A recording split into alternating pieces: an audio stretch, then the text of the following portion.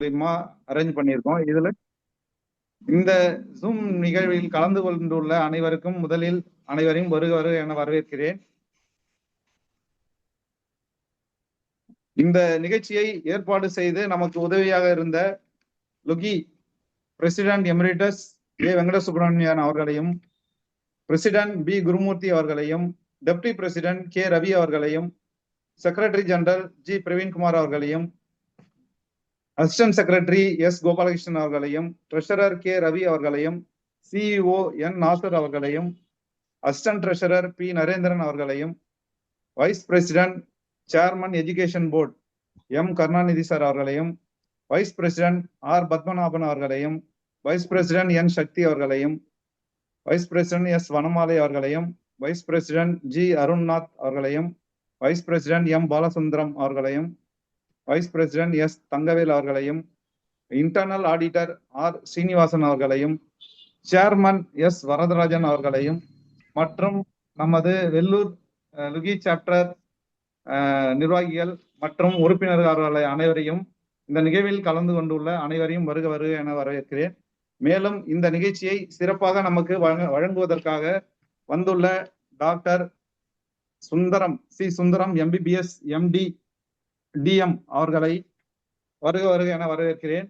அவரது ஆலோசனையை ஏற்று நம் அனைவரும் மற்றும் நமது குடும்பத்தினரின் இதய சம்பந்தமான நோய்களை பற்றியும் அதன் அட்வான்ஸ் இப்ப சேஞ்சஸ் வந்திருக்கிறத பற்றியும் நம்ம தெரிந்து கொண்டு சிறப்பாக அனைவரும் நலமோடு வாழ இந்த நிகழ்ச்சி பெரிதும் பயன்படும் என்று நம்புகிறோம். நிகழ்ச்சி சிறப்பாக அமைய நமது தலைவரோட ஆசியோடு சிறப்பாக அமைய அனைவரையும் வருக வர என வரவேற்கிறேன். நன்றி.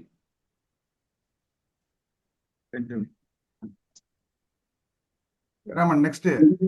ஜெயராமன் நெக்ஸ்ட். தலைவர் நீங்க பேசுங்க. அது நீங்க தான் சொல்லணும், ஹோஸ்ட் சொல்லணும். ஒண்ணுன்னா அஜெண்டா லுகியினுடைய சேவை பத்தி தலைவர் பேசுவார். ரைட், அப்படி சொன்னாதான் அடுத்தடுத்து சொல்ல முடியும். Okay, good evening friends. Sorry for the technical support.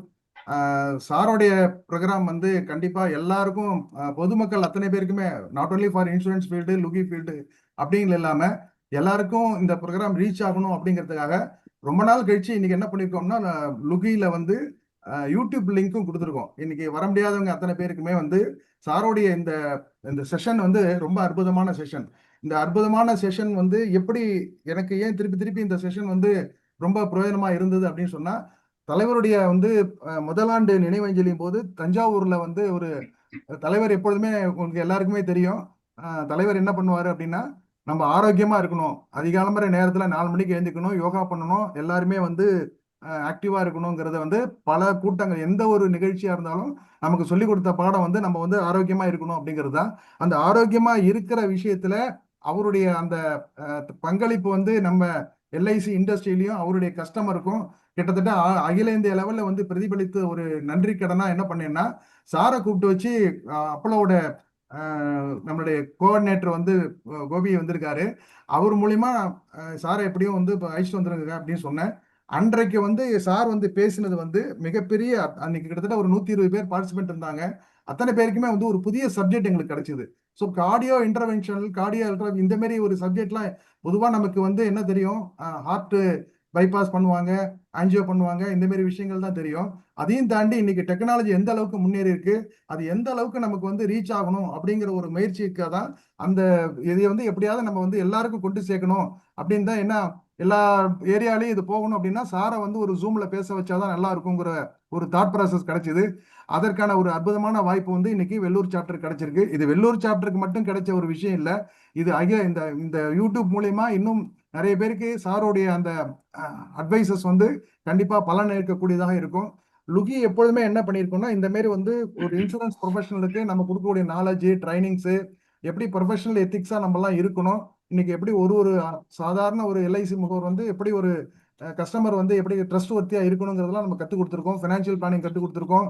எல்லா நம்மளுடைய மல்டி விஷயம்னா வந்து நம்ம எல்ஐசி ஏஜென்ட்டுங்கிற வந்து ஜெனரல் இன்சூரன்ஸும் வச்சிருக்கணும், மியூச்சுவல் ஃபண்டும் வச்சிருக்கணும், டாக்ஸ் பிளானிங் வச்சிருக்கணும், எல்லாமே வச்சிருக்கிற மாதிரி ரொம்ப ரொம்ப முக்கியமானது ஹெல்த்தியாகவும் நம்ம இருக்கணும். நம்ம ஹெல்த்தியா இருந்தால் தான் கஸ்டமர், ஹெல்த்தியான கஸ்டமர் வந்து இன்சூரன்ஸ் எடுக்கணும்னா 2 விஷயம் இருக்கு. ஒன்று வந்து ஃபர்ஸ்ட் நம்ம பார்க்கக்கூடியது பிசிக்கலா ஃபிட்டா இருக்கணும், அப்புறம் ஃபினான்ஷியலா ஃபிட்டா இருக்கணும்.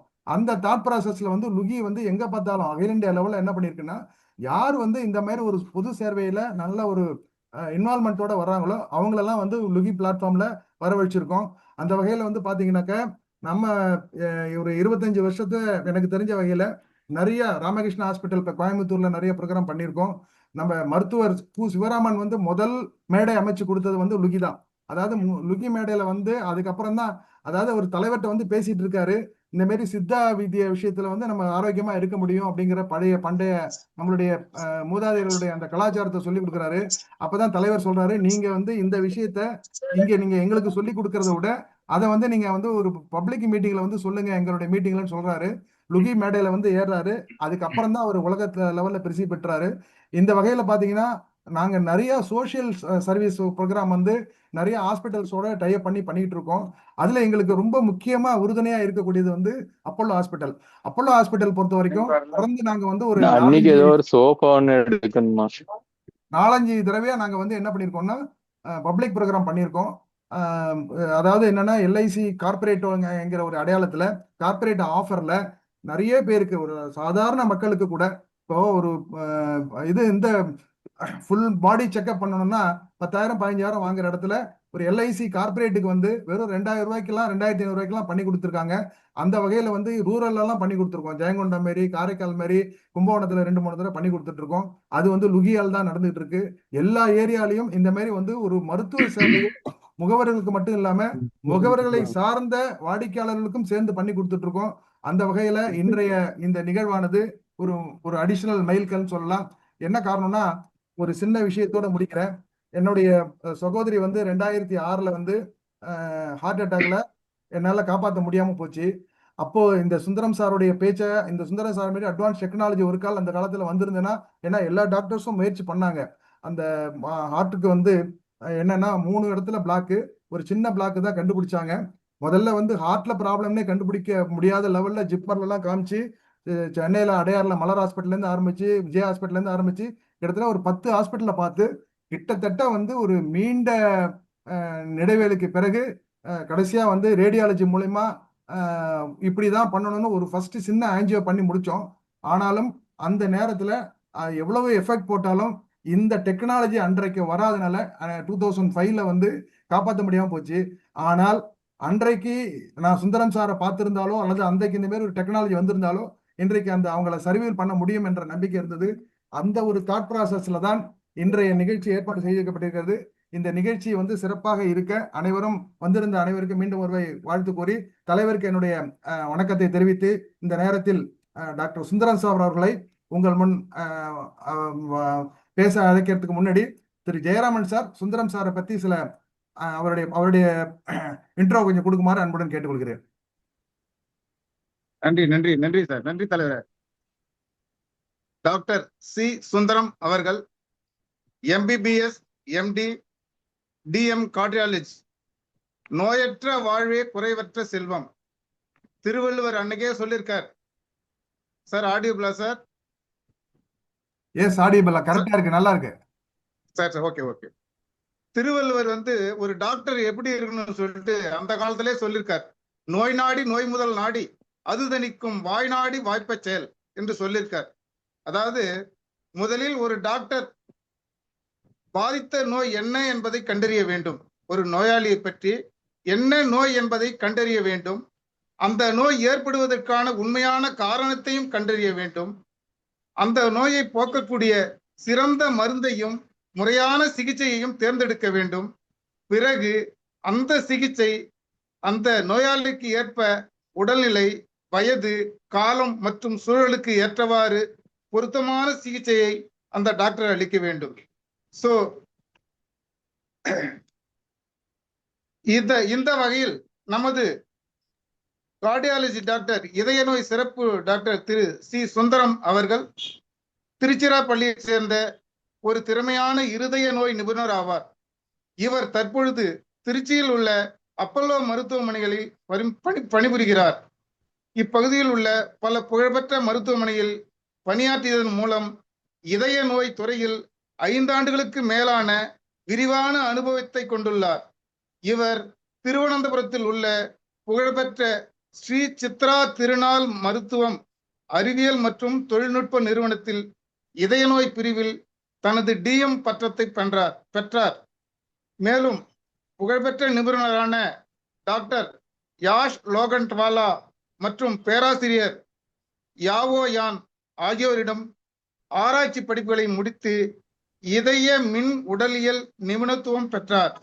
இவர் இருதய மின் உடலியல் மற்றும் தலையீடு இருப்பின நோய், இருதய நோய் ஆகிய 2 செயல்பாடுகளிலும் தேர்ச்சி பெற்றவர்.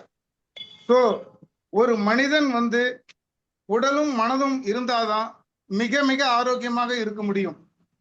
உடலில் முக்கியமான மூலதனம் இருதயம். அந்த இருதயம் செயல்பட்டால்தான் மனிதனுடைய உடலும் நல்லா இருக்கும், மனிதன் ஆரோக்கியமாகவும் இருப்பான், நீண்ட நாளும் வாழ்வான். இந்த வகையில் நமது டாக்டர் சி சுந்தரம் அவர்களுடன் இன்றைய ஆலோசனை நமது அனைத்து எல்ஐசி முகவர்களுக்கும் பயன்படுவதோடு வெள்ளூர் சாப்டருக்கும் மகிழ்வான இந்த நிகழ்வை இந்த நேரத்தில் அவர்களை வருக வருக என அன்போடும் பண்போடும் பாசத்தோடும் மிகுந்த மரியாதையோடும் நமது இந்த குழுவில் இணைந்திருக்கும் அனைவரின் ஆசியோடு டாக்டர் சி சுந்தரம் அவர்களை பேசுமாறு, நல்ல விளக்கத்தை சொல்லுமாறு அன்போடு அவரை வணங்கி வரவேற்கிறோம். நன்றி, வணக்கம். Thank you sir. Over to sir. அனைவருக்கும் வணக்கம். Thank you sir. Thank you so sir. First share பண்ணிருக்கேன் சார். Okay sir. ஸோ விசிபிளா இருக்கா சார்? எஸ், இப்பதான் ஆரம்பிச்சிருக்கேன். Okay sir. Okay sir. So thank you so much for the kind introduction 2 பேருக்கும் சார். ஸோ நிறைய சொன்னீங்க. Actually heart attack உடைய இன்சிடென்ஸ் ரொம்ப அதிகமாயிட்டே இருக்கு. அதாவது முன்னாடி ஒரு 60 வயசுக்கு மேல உள்ளவங்களுக்கு தான் இந்த ஹார்ட் அட்டாக் வரும்ன்ற ஒரு காலகட்டம் இருக்குது. பட் இப்போ 20 வயசுல இருந்து ஹார்ட் அட்டாக் வர்றதுக்கான வாய்ப்புகள் இருக்கு. ஸோ ரொம்ப சாதாரணமா நம்ம பார்க்க முடியுது. 30 வயசு 40 வயசு அவங்களுக்குலாம் அடிக்கடி அந்த ஹார்ட் அட்டாக் வருது. ஸோ நிறைய பேருக்கு பார்த்தீங்கன்னா சக்கரை வியாதி, ரத்த கொதிப்பு கூட இருக்கிறது, பட் டைரக்டா ஒரு ஹார்ட் அட்டாக் வரும். ஸோ முன்னாடி என்ன நினைச்சிட்டு இருந்தோம்னா ஒரு கொலஸ்ட்ரால் ப்ராப்ளம், ப்ரெஷர், சுகர் இந்த மாதிரியான நோய்கள் இருக்கும்போது ஹார்ட் அட்டாக் வரும்னு நம்ம நினைச்சோம். பட் இது எதுவுமே இல்லாமலும் ஹார்ட் அட்டாக் வர்றதுக்கான வாய்ப்பு இருக்கு. ஸோ இவ்வளோ அது ஹார்ட் அட்டாக்ன்றது ஒரு பகுதி தான் ஹார்ட் ப்ராப்ளம்ல. நிறைய இருக்கு. நம்ம அதை பத்தின முக்கியமான ஹார்ட் ப்ராப்ளம்ஸே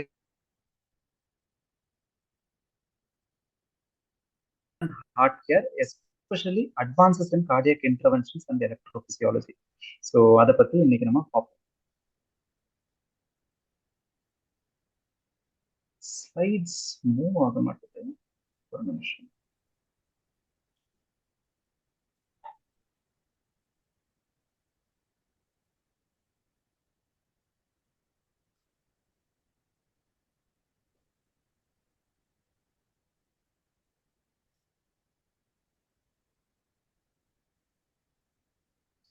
ஸ்லைட்ஸ் தெரியுதா சார்? இப்போ அடுத்த இது வருது. இல்லை, ஆக்சுவலி எனக்கு திரும்பி மூவ் ஆக மாட்டேன். முன்னாடி மூவ் ஆச்சு. மேபி நியூ ஷேர் தான் பண்ணணும். இப்போ நீங்க கொஞ்சம் உங்களுடைய வீடியோ ஆஃப் பண்ணிட்டு கூட நீங்க ட்ரை பண்ணி பாருங்க சார். இருங்க, இப்போ வருதா? இப்போ வருது சார். வருது இல்லையா? வருது சார். ஸோ நம்மளோட ஹார்ட் எடுத்துக்கிட்டிங்கன்னா இது ஆல்மோஸ்ட் ஒரு மசில் பம்ப்னு நம்ம சொல்லலாம். ஸோ இந்த ஒரு மசில் பம்ப் ஒர்க் ஆகணும் அப்படின்னா அதுக்கு தேவையான பிளட் சப்ளை வேணும். ஸோ இந்த இமேஜ் விசிபிளா இருக்கு சார்? இமேஜ் தெரியுதுங்களா? பிளம்பிங் சர்க்குலேஷன் இருக்கு. ஓகே. ஸோ ஹார்ட் ப்ராப்பரா வேலை செய்யணும், ப்ராப்பரா சுருங்கி விரியணும் அப்படின்னா அதுக்கு தேவையான ரத்த ஓட்டம் வேணும். ஸோ அதுதான் நான் பிளம்பிங் அப்படின்னு சொல்லிட்டு மென்ஷன் பண்ணியிருக்கேன். ஸோ வெறும் ரத்த ஓட்டம் மட்டும் இருந்தா போதுமா? ஹார்ட்டால வேலை செய்ய முடியுமா? அடிஷ்னலா அதுக்கான எலக்ட்ரிசிட்டி தேவைப்படும். ஸோ எப்படி நம்ம வீட்டில் எலக்ட்ரிசிட்டி அந்த ஒரு ப்ராப்பர் ஒயர் சேனல்ஸ்ல போகுதோ, அதே மாதிரி ஹார்ட்ல கரண்ட் ஆட்டோமேட்டிக்கா உற்பத்தி ஆகும்.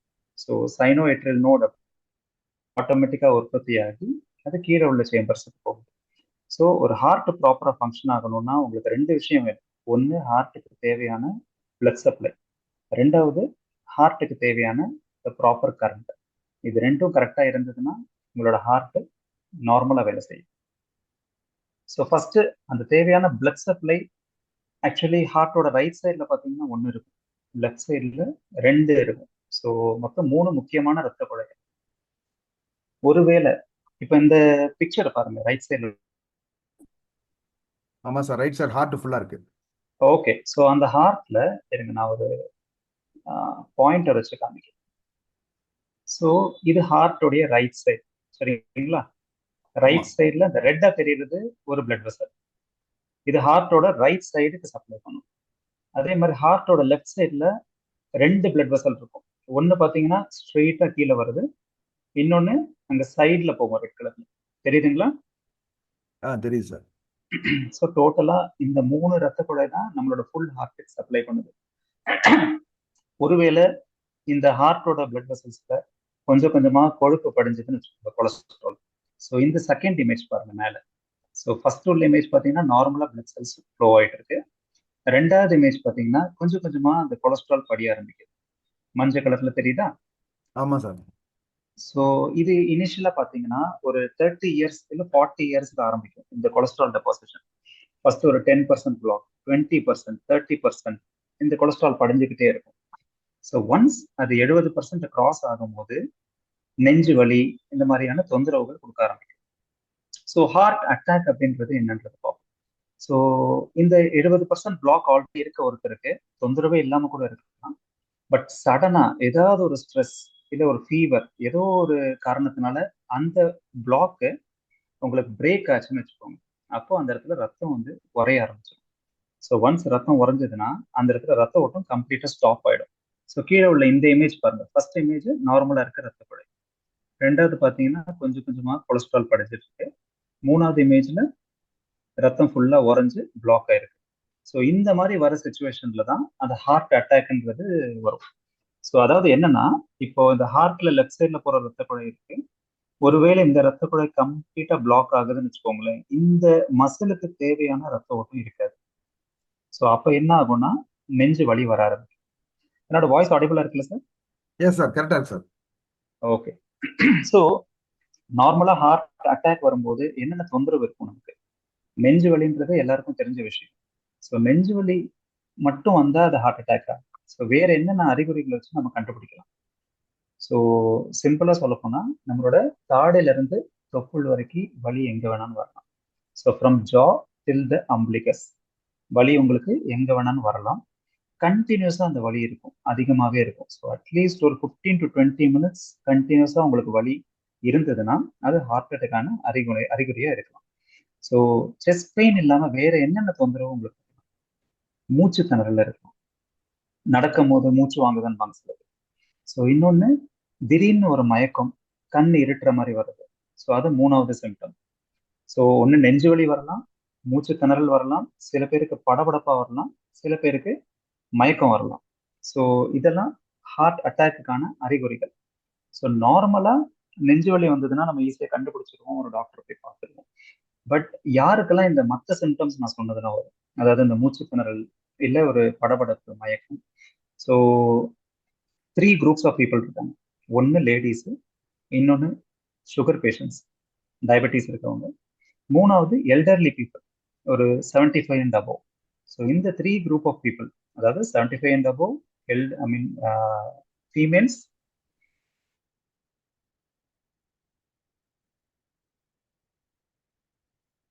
வர்றதுக்கு வாய்ப்பு இருக்கு. ஸோ இன்னொன்று உடல் சோர்வு. இது நம்ம வந்து நார்மலா என்ன நினைப்போம்னா, நிறைய நான் ஒர்க் பண்ணேன், டயர்ட் ஆயிடுச்சு அப்படின்னு சொல்லிட்டு நம்ம அலட்சியமா விட்டுருவோம். பட் நிறைய டைம் பார்த்தீங்கன்னா சுகர் பேஷண்ட்ஸுக்கு பெயின் வராது, வெறும் உடல் சோர்வு மட்டும் இருக்கும். ஸோ உடல் சோர்வு மட்டுமே ஹார்ட் அட்டாக்கான அறிகுறியா இருக்கிறதுக்கு வாய்ப்பு இருக்கு. அதனால நம்ம இந்த எந்த சிம்டம்ஸையும் உதாசீனப்படுத்தக்கூடாது. ஸோ ஒரு டேக் ஹோம் மெசேஜா இன்னைக்கு உள்ள ஸ்லைடு தான். First symptom of heart attack chest pain.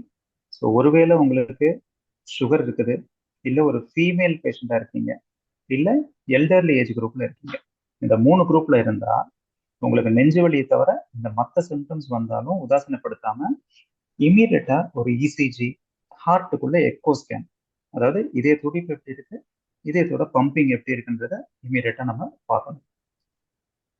So நெஞ்சு வலி இருக்கு, ஈஸி சொல்றாங்க. அப்ப அடுத்து என்ன பண்ணுவாங்க? இது எல்லாருக்குமே தெரிஞ்சதுதான், சாரே ஆல்ரெடி சொன்னாரு. ஸோ ஹார்ட்ல பிளாக் வரும்போது ஆஞ்சியோகிராஃபின்றது பண்ணுவாங்க. நிறைய பேர் இது கேள்விப்பட்டிருக்கீங்க. ஸோ ஆஞ்சியோகிராஃபினா என்னன்றது சுருக்கமா சொல்றேன். இதயத்துக்கு போற இந்த 3 ரத்த குழாயில அடைப்பு இருக்கா இல்லையான்னு பாக்குற ஒரு டெஸ்ட் தான் ஆஞ்சியோகிராஃபி. ஸோ எப்படி பண்ணுவோம்னா, ஒண்ணு கையில உள்ள நரம்பு வழியா இல்ல தொடையில உள்ள நரம்பு வழியா நம்ம ஒரு டியூப் செலுத்தி அதை ஹார்ட் வரைக்கும் போயிடும். அதுக்கப்புறம் ஒரு டை நம்ம இன்ஜெக்ட் பண்ணல அடைப்பு இருக்கா இல்லையான்னு தெரியும்.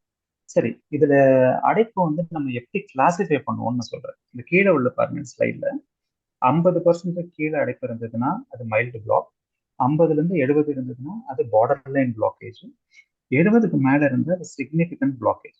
ஸோ இப்போ ஒருத்தவங்களுக்கு ஆஞ்சியோகிராம் பண்றோம், அடைப்பு இருக்குன்ற ஒரு சஸ்பிஷன்ல பண்றோம். ஒருவேளை பிளாக் 50%க்கு கீழே இருந்ததுன்னா அவங்களுக்கு மாத்திரை மருந்து மட்டும்தான் தருவோம். ஒருவேளை 70%க்கு மேல இருந்ததுன்னா மட்டும்தான் அவங்களுக்கு ஃபர்தர் ட்ரீட்மெண்ட் நம்ம சொல்லுவோம். அதாவது 1-2 ரத்த குழாயில மட்டும் அடைப்பு இருந்ததுன்னா ஸ்டென்ட் பொருத்தலாம் அப்படின்னு. பிளாக்ஸ் இருக்கு இல்ல கால்சியம் நிறைய படிஞ்சிருக்கு அப்படின்னு சொன்னோம்னா பைபாஸ் சர்ஜரி பண்ணணும்னு சொல்லுவோம். ஸோ இதெல்லாம் எப்போ சொல்லுவோம்னா 70%க்கு மேல பிளாக்ஸ் வரும்போது. ஸோ முன்னாடி ஆஞ்சியோகிராஃபி பண்ணிட்டு இருந்தாங்க, பிளாக் இந்த மாதிரி இருந்தா ஆஞ்சியோபிளாஸ்டின்னு ஸ்டென்ட் பொருத்துவாங்க 70%க்கு மேல பிளாக் இருந்ததுன்னா. சரி, இப்போ ஒருவேளை கால்சியம் டெபாசிஷன்லாம் இருக்கு. ஸோ கால்சியம்ன்றது சுண்ணாம்பு. ஸோ இது வந்து ரத்த குழாயில படிஞ்சிருந்தா, நார்மலா கொழுப்பு படிஞ்சிருந்தா ஸ்டென்ட் பொருத்தலாம், எல்லாமே பண்ணலாம். பட் ஒருவேளை கால்சியம் படிஞ்சிருந்தா கிட்டத்தட்ட ஒரு கல்லு மாதிரி இருக்கும். ஸோ ரத்த குழாயை சுத்தி ஒரு கல் உட்காந்துருந்துச்சுன்னு வச்சுக்கோங்களேன், அந்த இடத்துல நீங்க ஸ்டென்ட்டை பொருத்தினாலும் ஸ்டென்ட் விரியாது. அப்ப ஸ்டென்ட்டை விரிய வைக்கிறதுக்கு என்ன பண்ணணும்? அப்போ அந்த கால்சியம் நம்ம உடைக்கணும். ஸோ இது இப்போ லேட்டஸ்ட் டெக்னாலஜி மூலமா நம்ம அந்த கால்சியம் கண்ணால பார்க்க முடியும். முன்னாடி வெறும் ஆஞ்சியோகிராஃபி பண்ணும்போது அந்த கால்சியம் நம்ம தோராயமா தான் சொல்ல முடியும், எக்ஸ்ரே மூலமா பார்க்க முடியும். இப்போ டைரக்டா நம்ம ரத்த குழாய்க்குள்ளேயே போய் பார்க்கலாம். ஸோ அதுக்குள்ள 2 கருவி தான், இன்ட்ராவஸ்குலர் அல்ட்ராசவுண்ட், இன்னொன்று ஆப்டிக்கல் கோஹிரன்ஸ் டோமோகிராஃபி. ஸோ இதுல லெஃப்ட் சைட்ல உள்ள பிக்சர் பாருங்க, இது இன்ட்ராவஸ்குலர் அல்ட்ராசவுண்ட். அதாவது நார்மலா அல்ட்ராசவுண்ட் ஸ்கேன் கேள்விப்பட்டிருப்பீங்க, அந்த சவுண்ட் வேவ்ஸ் மூலமா அல்ட்ராசவுண்ட் வயிறுக்கு பண்ணுவாங்க. ஸோ ஹார்ட்டுக்கு பண்ற அல்ட்ராசவுண்ட் ஸ்கேன் தான் எக்கோ ஸ்கேன். ஸோ அந்த மாதிரி இதயத்துல உள்ள ரத்த குழாய்க்கு தனியா ஒரு ஸ்கேன் இருக்கு. ஸோ இந்த ஒரு சின்ன டியூப் தான் இருக்கும். இந்த இமேஜ் பாருங்க, அந்த சின்ன டியூப் நம்ம இதயத்துல உள்ள ரத்த குழாய்க்குள்ள கொண்டு போனோம்னா உள்ள இருக்க அந்த பிளாக் என்னன்றதை நம்ம கிளியரா காமிச்சிடும். வெறும் கொழுப்பு மட்டும்தான் படிஞ்சிருக்கா, கொலஸ்ட்ரால் மட்டும்தான் இருக்கா, இல்ல சுத்தி கால்சியம் படிஞ்சிருக்குன்னு தெரியும். பட் எதுக்காக இது தெரிஞ்சுக்கணும், அது நம்ம அடுத்தடுத்த ஸ்லைட்ஸ்ல நம்ம பார்ப்போம். ஸோ இன்ட்ராவஸ்குலர் அல்ட்ராசவுண்ட்ன்றது ஒரு மொடாலிட்டி, இன்னொன்னு ஆப்டிக்கல் கோஹிரன்ஸ் டோமோகிராஃபி. ஸோ எல்லாருக்கும்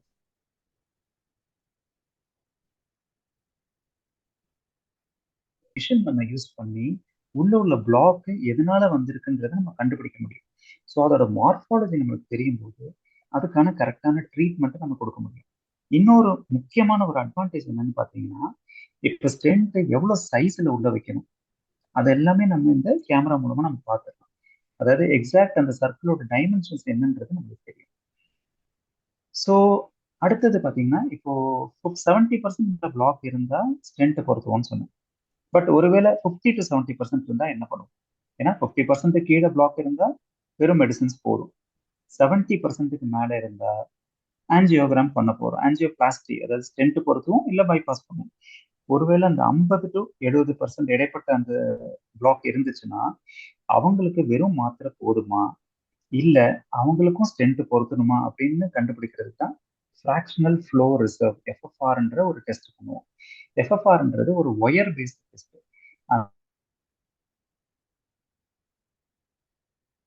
அந்த ரத்த குழாயில ஒரு ஒயரை நம்ம செலுத்துவோம்.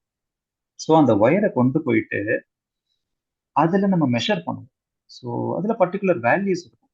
அதாவது 0.8 அதுக்கு கீழே வந்ததுன்னா அதுல ஸ்டென்ட் பொறுத்து, ஒருவேளை 0.8க்கு மேல இருந்ததுன்னா அவங்களுக்கு வெறும் மாத்திரை மருந்து மட்டும் கொடுக்கும். ஸோ முன்னாடி இந்த ஃபெசிலிட்டி கிடையாது. அதாவது பிளாக் இருந்தா 50க்கு கீழே உள்ளவங்களுக்கு மெடிசன், 70க்கு மேல உள்ளவங்களுக்கு ஸ்டென்ட் இல்ல பைபாஸ். இப்போ 50 to 70ல உள்ளவங்களுக்கு ஏதாவது ட்ரீட்மெண்ட் தேவைப்படுமான்றது இந்த எஃப்எஃப்ஆர் மூலமா 70% மேல பிளாக் இருக்கு, சுத்தி கால்சியம் டெபாசிஷன் இருந்தா நான் என்ன சொன்னேன், ஐவஸ் இல்ல ஓசிடிங்கிற அந்த இமேஜிங் மூலமா நம்ம கண்டுபிடிச்சிடலாம் கால்சியம் டெபாசிஷன் இருக்காங்க. ஸோ இப்போ இந்த கால்சியம் அந்த கல்லை நம்ம உடைக்கணும். ஸோ எப்படி உடைக்கிறது? 2 ட்ரில்லிங் மிஷின் நம்ம யூஸ் பண்ணுவோம். ஒன்று ரொட்டேஷனல் அத்தரெக்டமி, ரொட்டாபிலேஷன், இன்னொன்று ஆர்பிட்டல் அத்தரெக்டமி. அதாவது எப்படி நம்ம வீட்டில் செவத்துல நம்ம ட்ரில்லிங் மிஷின் வச்சு ஓட்ட போடுறோம், அதாவது அவ்வளோ ஹார்டான சர்ஃபேஸ், பட் ட்ரில்லிங் மிஷின் வச்சு நம்மளால ஓட்டையே போட முடியும். அதே மாதிரி ஒரு சின்ன ட்ரில்லிங் மிஷின் தான் இந்த ரோட்டாபிலேஷன். இதை நம்ம இதயத்தில் உள்ள ரத்த குழாய்க்குள்ள கொண்டு போய், ஒரு சின்ன சைஸ் ட்ரில்லிங் மிஷின் ரத்த குழாயில கொண்டு போயிட்டு அதை வச்சு அந்த கால்சியமை உடைக்கிறோம். உடைச்சோன்னா என்ன ஆகும்? ஸ்டென்ட் நம்ம பொருத்த முடியும். ஸோ தட் அவங்களுக்கு மறுபடியும் அடைப்பு வராம இருக்கும். ஸோ இதுதான் மேஜர் அட்வான்டேஜ். இது இப்போ கடந்த ஒரு 10 வருஷமா இருக்கு. இந்த வீடியோ இப்போ பாருங்க, இது எப்படி அந்த ரோட்டாபிலேஷன் ஒர்க் ஆகுதுன்றதுக்குள்ள வீடியோ. என்னோட வாய்ஸ் ஆடிபிளா இருக்கு sir? Yes sir, yes sir. Okay. So இந்த வீடியோல பாத்தீங்கன்னா அந்த பாருங்க, அந்த பிளாக் அதை அப்படியே ட்ரில் பண்ணிட்டே போகுது. கிட்டத்தட்ட வீட்டில் உள்ள ட்ரில் பொறுத்துட்டாங்க.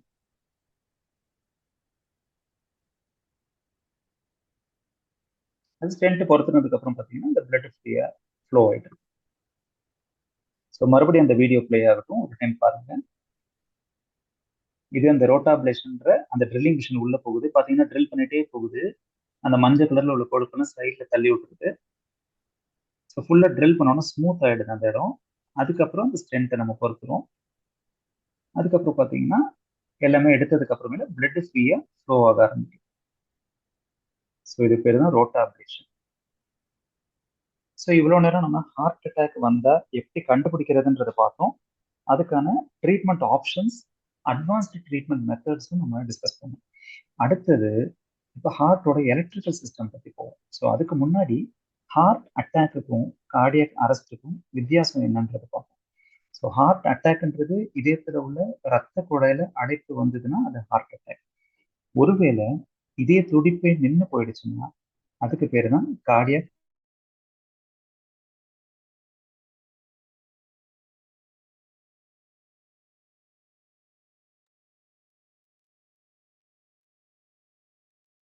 பட் வேற பல காரணங்கள்னாலையும் இதயத்தோட துடிப்பு நின்று போகலாம்.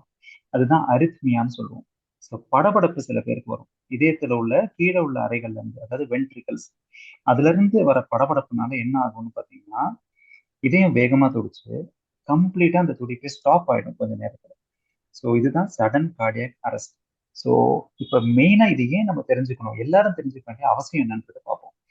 ஏன்னா இப்போ ரோட்ல நம்ம இப்போ சப்போஸ் ஒரு வாக் போயிட்டு இருக்கீங்க, சடனா ஒருத்தர் மயங்கி விழுறாரு. கேட்டா எனக்கு ரொம்ப நெஞ்சு வலியா இருந்தது அப்படின்னு சொல்றாரு. அப்ப என்னவா இருக்கலாம்? ஹார்ட் அட்டாக்கா இருக்கலாம்.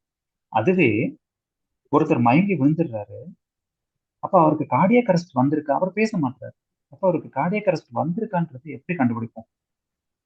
2 விஷயம் இருக்கு. ஒண்ணு, நம்ம கழுத்துல, ஆக்சுவலி இது லைவா என்னால பார்க்க முடியல, அதனால டெமான்ஸ்ட்ரேட் பண்றது கஷ்டம். ஸோ ஜஸ்ட் நான் என்னன்றது சொல்றேன். ஒண்ணு, மூச்சு விடுறாங்களான்றத பார்க்கணும். ஸோ கையை நம்ம வந்துட்டு அவங்க மூக்கு கிட்ட வச்சு இந்த மூச்சு விடுறாங்களான்றத பார்க்கலாம். இன்னொன்னு, கழுத்துல உள்ள ரத்த குழாயில துடிப்பு இருக்கான்றதை நம்ம செக் பண்ணி பார்க்கலாம். ஸோ 2 விஷயம் பார்க்கணும். மூச்சு விடுறாங்களான்றத பார்க்கணும்.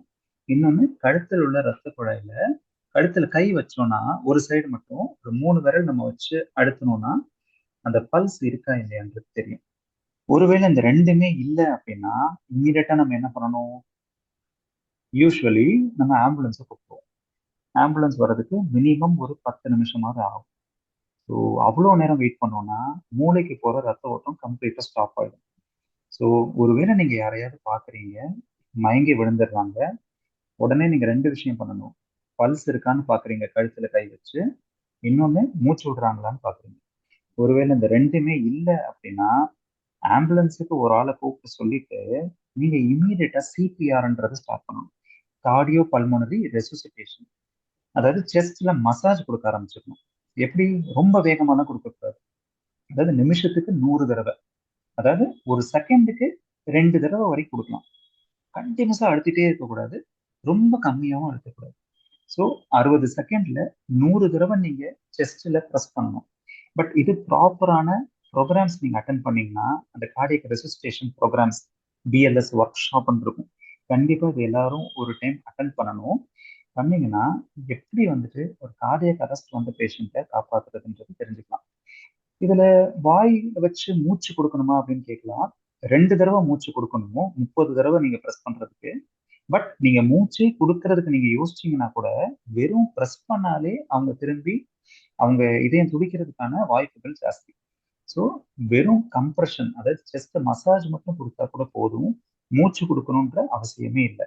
இது நீங்க எவ்வளவு நேரம் பண்ணலாம்? இம்மீடியட்டா இந்த 2 விஷயம் நீங்க செக் பண்றீங்க, பிரீத்திங் இல்லை, பல்ஸ் இல்லை, இம்மீடியட்டா மசாஜ் ஸ்டார்ட் பண்றீங்க, ஆம்புலன்ஸ் வர வரைக்கும் அதை கண்டினியூ பண்ணிக்கிட்டே இருக்கணும். ஸோ தட் அவங்க பழைக்கிறதுக்கான வாய்ப்புகள் அதிகமாக இருக்கும். இதுல 3வது விஷயம் என்ன? ஹார்ட் அட்டாக் பார்த்தோம், கார்டியக் அரெஸ்ட். 3வது விஷயம் ஹார்ட் ஃபெயிலியர். அதாவது இதயத்தோட பம்பிங் கெப்பாசிட்டி, அதாவது சுருங்கி விரிகிற தன்மை கம்மியாச்சுன்னா அதுதான் ஹார்ட் ஃபெயிலியர். நார்மலா நம்மளுடைய பம்பிங் பார்த்தீங்கன்னா 55% மேல இருக்கும். ஸோ அதாவது ஹார்ட்ல இப்போ ஒரு மசில் பம்ப்னு சொன்னேன், ஒரு 100 மில்லி ரத்தம் அதுக்குள்ள போகுதுன்னா அட்லீஸ்ட் 55 மில்லியாவது பம்ப் ஆகி வெளியில வந்துதான் அது நார்மல் ஹார்ட். ஒருவேளை 55%க்கு கீழே பம்ப் பண்ணுச்சுன்னா அது பம்பிங் டிஸ்ஃபங்க்ஷன் சொல்லுவோம். அதுவே 35%க்கு கீழே அந்த பம்பிங் குறைஞ்சதுன்னு வச்சுக்கோங்களேன், எக்கோ ஸ்கேன்ல தான் இதை கண்டுபிடிப்போம். 35% கீழே பம்பிங் வரும்போது அவங்களுக்கு ஹார்ட் ஃபெயிலியர் வர்றதுக்கான வாய்ப்பு இருக்கு. ஸோ ஹார்ட் ஃபெயிலியர் இருக்குன்றதை எப்படி நம்ம கண்டுபிடிப்போம்? அவங்களுக்கு ஒரு மூச்சு திணறல் இருக்கும், அதாவது நடந்தா ரொம்ப மூச்சு வாங்குதுன்பாங்க. அவங்க கால் பார்த்தீங்கன்னா வீங்கி இருக்கும், அதாவது திடீர்னு ஒரு மாசமா எனக்கு கால் வீங்கி இருக்கு, யூரின் ரொம்ப கம்மியா போகுது, அப்புறம் வயிறு கொஞ்சம் வீக்கமா இருக்கு, முகம்லாம் கொஞ்சம் உப்புன மாதிரி இருக்கு, மூச்சு வாங்கிட்டே இருக்கு, இன்னொன்னு படுத்தாலே மூச்சு வாங்குது டாக்டர், அப்புறம் ஒரு 3 தலகாணி வச்சாதான் என்னால நைட்டு படுக்க முடியுது, ஃபிளாட்டா முந்தி மாதிரி என்னால படுக்க முடியல, இல்லைன்னா நான் ராத்திரி தூங்கிடுறேன் ஆனா திடீர்னு ஒரு 2 மணி 3 மணிக்கு மூச்சு வாங்கி நான் எந்திரிக்கிறேன். ஸோ இந்த சிம்டம்ஸ், இந்த அறிகுறிகள் ஏதாவது இருந்தா அவங்களுக்கு ஹார்ட் ஃபெயிலியர் இருக்குன்னு அர்த்தம். அப்போ என்ன பண்ணணும்? இமீடியட்டா ஒரு கார்டியாலஜிஸ்ட பார்த்து ஹார்ட்டுக்குள்ள இசிஜி, எக்கோ ஸ்கேன் எடுக்கிற மாதிரி இருக்கும். ஸோ ஹார்ட் ஃபெயிலியர் எப்படி கண்டுபிடிப்பீங்க? நடக்கும் போது ஒரு மூச்சு திணறல், படுத்தாலே மூச்சு வாங்குறது, நடுராத்திரியில மூச்சு வாங்கி எந்திரிக்கிறது, காலில் அதாவது 2 கால்லையும் வீக்கம் வர ஆரம்பிக்கும், கை வச்சு அழுத்துனீங்கன்னா அப்படியே குழியாகும், உப்ப ஆரம்பிக்கும், முகமும் வீங்க ஆரம்பிக்கும். ஸோ இந்த அறிகுறிகள் இருந்தா அது ஹார்ட் ஃபெயிலியரா இருக்கலாம். ஸோ ஹார்ட் அட்டாக் பத்தி பார்த்தோம், கார்டியக் அரெஸ்ட் பார்த்தோம், ஹார்ட் ஃபெயிலியரை பத்தி பார்த்தோம். அடுத்து ஹார்ட்டோடைய எலக்ட்ரிக்கல் சிஸ்டம் பத்தி பார்ப்போம். ஸோ நான் பேசிக்கலி ஒரு எலக்ட்ரோபிசியாலஜிஸ்ட், அதாவது ஹார்ட்டோடைய துடிப்புக்கான ஸ்பெஷலிஸ்ட். ஸோ ஹார்ட்டுக்குள்ள இதய துடிப்பு, இப்போ இந்த பிக்சர் எல்லாருக்கும் தெரியுதா? இந்த பிக்சர் தெரியுதா சார்? தெரியுது சார், நல்லா தெரியுது சார். ஓகே. ஸோ ஹார்ட்டோட இதய துடிப்பு பார்த்தீங்கன்னா இதயத்தோட ரைட் சைடட் அப்பர் சேம்பர், அதாவது ரைட் ஏட்ரியம், அந்த இடத்துல தான் ஆரம்பிக்குது. இப்போ இதுல பாயிண்ட் வச்சு காமிக்கிறேன், இந்த எஸ்ஏ நோட். ஸோ இந்த எஸ்ஏ நோட் அப்படின்ற இடத்துல இருந்து தான் இதய துடிப்பு ஆரம்பிக்குது. இந்த இதய துடிப்பு அங்கிருந்து ஏவி நோடுன்ற இடத்துக்கு வருது, அடுத்து அப்படியே கீழே ஹார்ட்டோட லோயர் சேம்பர்ஸ்க்கு போகுது. இது நீங்க எப்படி இமேஜின் பண்ணலாம்னா, பார்த்தீங்கன்னா நிறைய கனெக்ஷன்ஸ் இருக்கும், அப்படியே ஒயர்லாம் அது உள்ள நம்ம போயிட்டு இருக்கோம், எலக்ட்ரிசிட்டி அதுக்குள்ள போகும். ஸோ வீட்டுல போற எலக்ட்ரிசிட்டியை நம்மளால கண்ணால பார்க்க முடியாது. இன்ஃபேக்ட் ஒயரே வந்து பாத்தீங்கன்னா நம்மளால லைவா நம்ம நிறைய இடத்துல பார்க்க முடியாது, அப்படியே செவத்துக்குள்ள அது பாட்டு போயிட்டு இருக்கும். ஸோ அதே மாதிரி ஹார்ட்ல அந்த மசில்ஸ்க்குள்ள போயிட்டு இருக்கும் இந்த ஒயர் கனெக்ஷன்ஸ்லாம், நீங்க அந்த மாதிரி தான் இமேஜின் பண்ணிக்கணும். ஸோ இந்த எலக்ட்ரிசிட்டி கரெக்டா ஒர்க் ஆச்சுன்னா தான் உங்களுக்கு ஹார்ட்டால நான் சொன்ன மாதிரி நார்மலா சுருங்கி விரிய முடியும். இந்த கனெக்ஷன்ஸ்ல ஏதாவது பிரச்சனை வந்ததுன்னா, அதாவது இப்ப இந்த கனெக்ஷன் எங்கேயாவது கட் ஆகுதுன்னு வச்சுக்கோங்க, இப்ப இந்த சென்டர்ல ஹார்ட்டோட மிடில்ல கட் ஆச்சுன்னா என்ன ஆகும்? நார்மலா உள்ள இதய துடிப்பு குறைஞ்சிரும். ஸோ சராசரி மனிதனோட இதய துடிப்பு ஒரு நிமிஷத்துக்கு 60ல இருந்து 100. ஸோ 60ல இருந்து 100 தடவை துடிக்க வேண்டிய இதயம் இப்ப இந்த இடத்துல நடுவுல இந்த எலக்ட்ரிசிட்டி கட் ஆச்சுன்னா என்ன ஆகும்னா 60க்கு கீழே துடிக்க ஆரம்பிக்கும், அதாவது 30 40 தடவை துடிக்க ஆரம்பிக்கும். ஸோ இல்ல ஒருவேளை எக்ஸ்ட்ரா ஒரு கனெக்ஷன் இருந்தா அதுல ஷார்ட் சர்க்கியூட் ஆகலாம். ஸோ இதுதான் 2 விதமான பிரச்சனை ஹார்ட்ல உள்ள எலக்ட்ரிக்கல் சிஸ்டம்ல. ஒன்று படபடன்னு ஹார்ட் அடிக்க ஆரம்பிக்கலாம் எக்ஸ்ட்ரா கனெக்ஷனால, இல்ல நார்மல் கனெக்ஷனே கட் ஆகி கம்மியா துடிக்க ஆரம்பிக்கும். இதுல எக்ஸ்ட்ரா கனெக்ஷன் இருந்தா அவங்களுக்கு படபடன்னு அடிக்க ஆரம்பிக்கும். ஸோ அதுக்கு பேர் தான் டாக்கி அரித்மியா. எப்படி கண்டுபிடிப்போம்? ஒண்ணு நான் சொல்லிட்டேன், படபடன்னு வரும். இதே ரொம்ப வேகமா துடிக்குது டாக்டர் அப்படின்னாங்க. ஸோ படபட போற எல்லாருக்குமே இப்போ பிரச்சனை இருக்குன்னு அர்த்தமா? அப்படி கிடையாது. நார்மலா எப்பெல்லாம் நமக்கு படபடப்பு வரலாம்? வேகமா ஓடுறீங்க ஒரு பஸ் பிடிக்கிறதுக்கு, இல்ல டென்ஷனா இருக்கீங்க, நிறைய ஸ்ட்ரெஸ் இருக்கு, எக்கச்சக்க வேலை இருக்கு, சரியா ராத்திரி தூங்கல, இல்ல பிரெக்னன்சியில இருக்கவங்க, ஹார்மோன் டிஸ்டர்பன்ஸ் இருக்கவங்க. ஸோ இவங்க எல்லாருக்குமே பார்த்தீங்கன்னா இந்த படபடப்பு இருக்கும். இது நார்மல். நீங்க ஓடும்போது உங்களுக்கு இப்போ ஒரு ஃபீவர் இருக்கு, ஸோ ஒரு இன்ஃபெக்ஷன் இருக்க டைம்ல பார்த்தீங்கன்னா கொஞ்சம் ஹார்ட் பீட் அதிகமா இருக்கும். அப்போ அந்த நம்மளோட இதய துடிப்பு நம்மளால உணர முடியும். ஸோ அது நார்மல். அதாவது நார்மலா 60ல இருந்து 100 தடவை இதயம் துடிச்சதுன்னா நம்மளால துடிக்கிற இதயம் சென்ஸ் பண்ண முடியாது. இப்போ இங்க லிசன் பண்ணிட்டு இருக்க எல்லாருக்குமே இதயம் துடிக்குதா இல்லையான்றது நமக்கு தெரியாத மாதிரி இருக்கும். ஸோ நம்மளால அதை ஃபீல் பண்ணவே முடியாது, ஏன்னா இதய துடிப்பு நார்மலா இருக்கும். ஸோ எப்போ நம்மளோட இதய துடிப்பு நமக்கே தெரிய ஆரம்பிக்குதோ அதுதான் படபடப்பு. ஸோ இந்த படபடப்பு ஓடும்போது நம்ம எல்லாருமே ஃபீல் பண்ணியிருப்போம். நான் சொன்ன அந்த மற்ற சினாரியோஸ்லயும் நம்ம ஃபீல் பண்ணியிருப்போம். பட் இது எதுவுமே இல்லாம ரிலாக்ஸ்டா ஒரு டிவி பார்த்துட்டு இருக்கீங்க, இல்லை உங்க ஃப்ரெண்டோட ஜாலியா பேசிட்டு இருக்கீங்க. ஸோ நம்ம ரிலாக்ஸ்டா இருக்க டைம்லயும் அந்த ஹார்ட் பீட்டை உங்களால உணர முடிஞ்சதுன்னா அப்போ அது அப்நார்மலான படபடப்பா இருக்கலாம். இது ஒரு அறிகுறி. வேற என்ன இருக்கலாம்? அந்த படபடப்பு வரும்போது கண் இருட்டுற மாதிரி, இல்ல திடீர்னு அன்கான்சியஸ், இல்லைன்னா ஒரு மூச்சு வாங்குற மாதிரி. அதாவது படபடப்பு வர டைம்ல ஒரு மூச்சு வாங்குறது. ஸோ இந்த மாதிரியான அசோசியேட்டட் சிம்டம்ஸ் இருந்ததுன்னா அது ஹார்ட்ல எக்ஸ்ட்ரா கனெக்ஷன்னால வரக்கூடிய பிரச்சனையாக இருக்கலாம். இது டாக்கி அரித்மியா. ஸோ என்ன பண்ணணும்? இந்த மாதிரியான படபடப்பு பிரச்சனை இருந்ததுன்னா இமீடியட்டா பக்கத்துல எலக்ட்ரோபிசியாலஜிஸ்ட்னு இருந்தாங்கன்னா எலக்ட்ரோபிசியாலஜிஸ்ட் பார்க்கணும். பட் எல்லா ஊர்லயும் எலக்ட்ரோபிசியாலஜிஸ்ட் இருக்க மாட்டாங்க. அப்ப அடுத்து யாரை பார்க்கணும்? கார்டியாலஜிஸ்ட், உங்களோட இருதய டாக்டரை பார்க்கலாம். பார்த்தீங்கன்னா ஃபர்ஸ்ட் இசிஜின்றதை எடுப்பாங்க.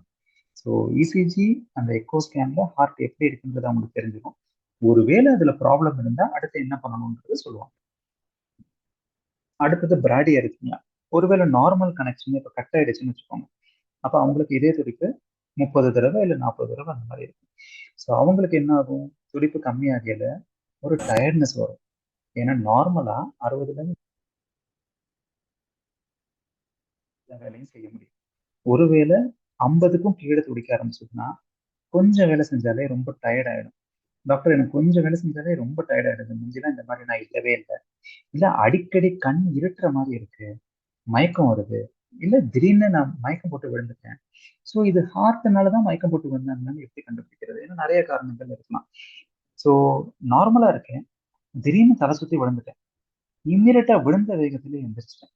அதாவது வித்தின் 30 செகண்ட்ஸ் இல்ல 1 மினிட் மயக்கம் போட்டு விழுந்து நீங்க கான்சியஸ் ஆயிட்டீங்கன்னா அதுக்கப்புறம் தலைவலி இல்லை, தலை சுத்தல் இல்லை, கம்ப்ளீட்டா நார்மலா இருந்தீங்கன்னா அது ஹார்ட்னால வந்து தலை சுத்தலா இருக்கலாம்.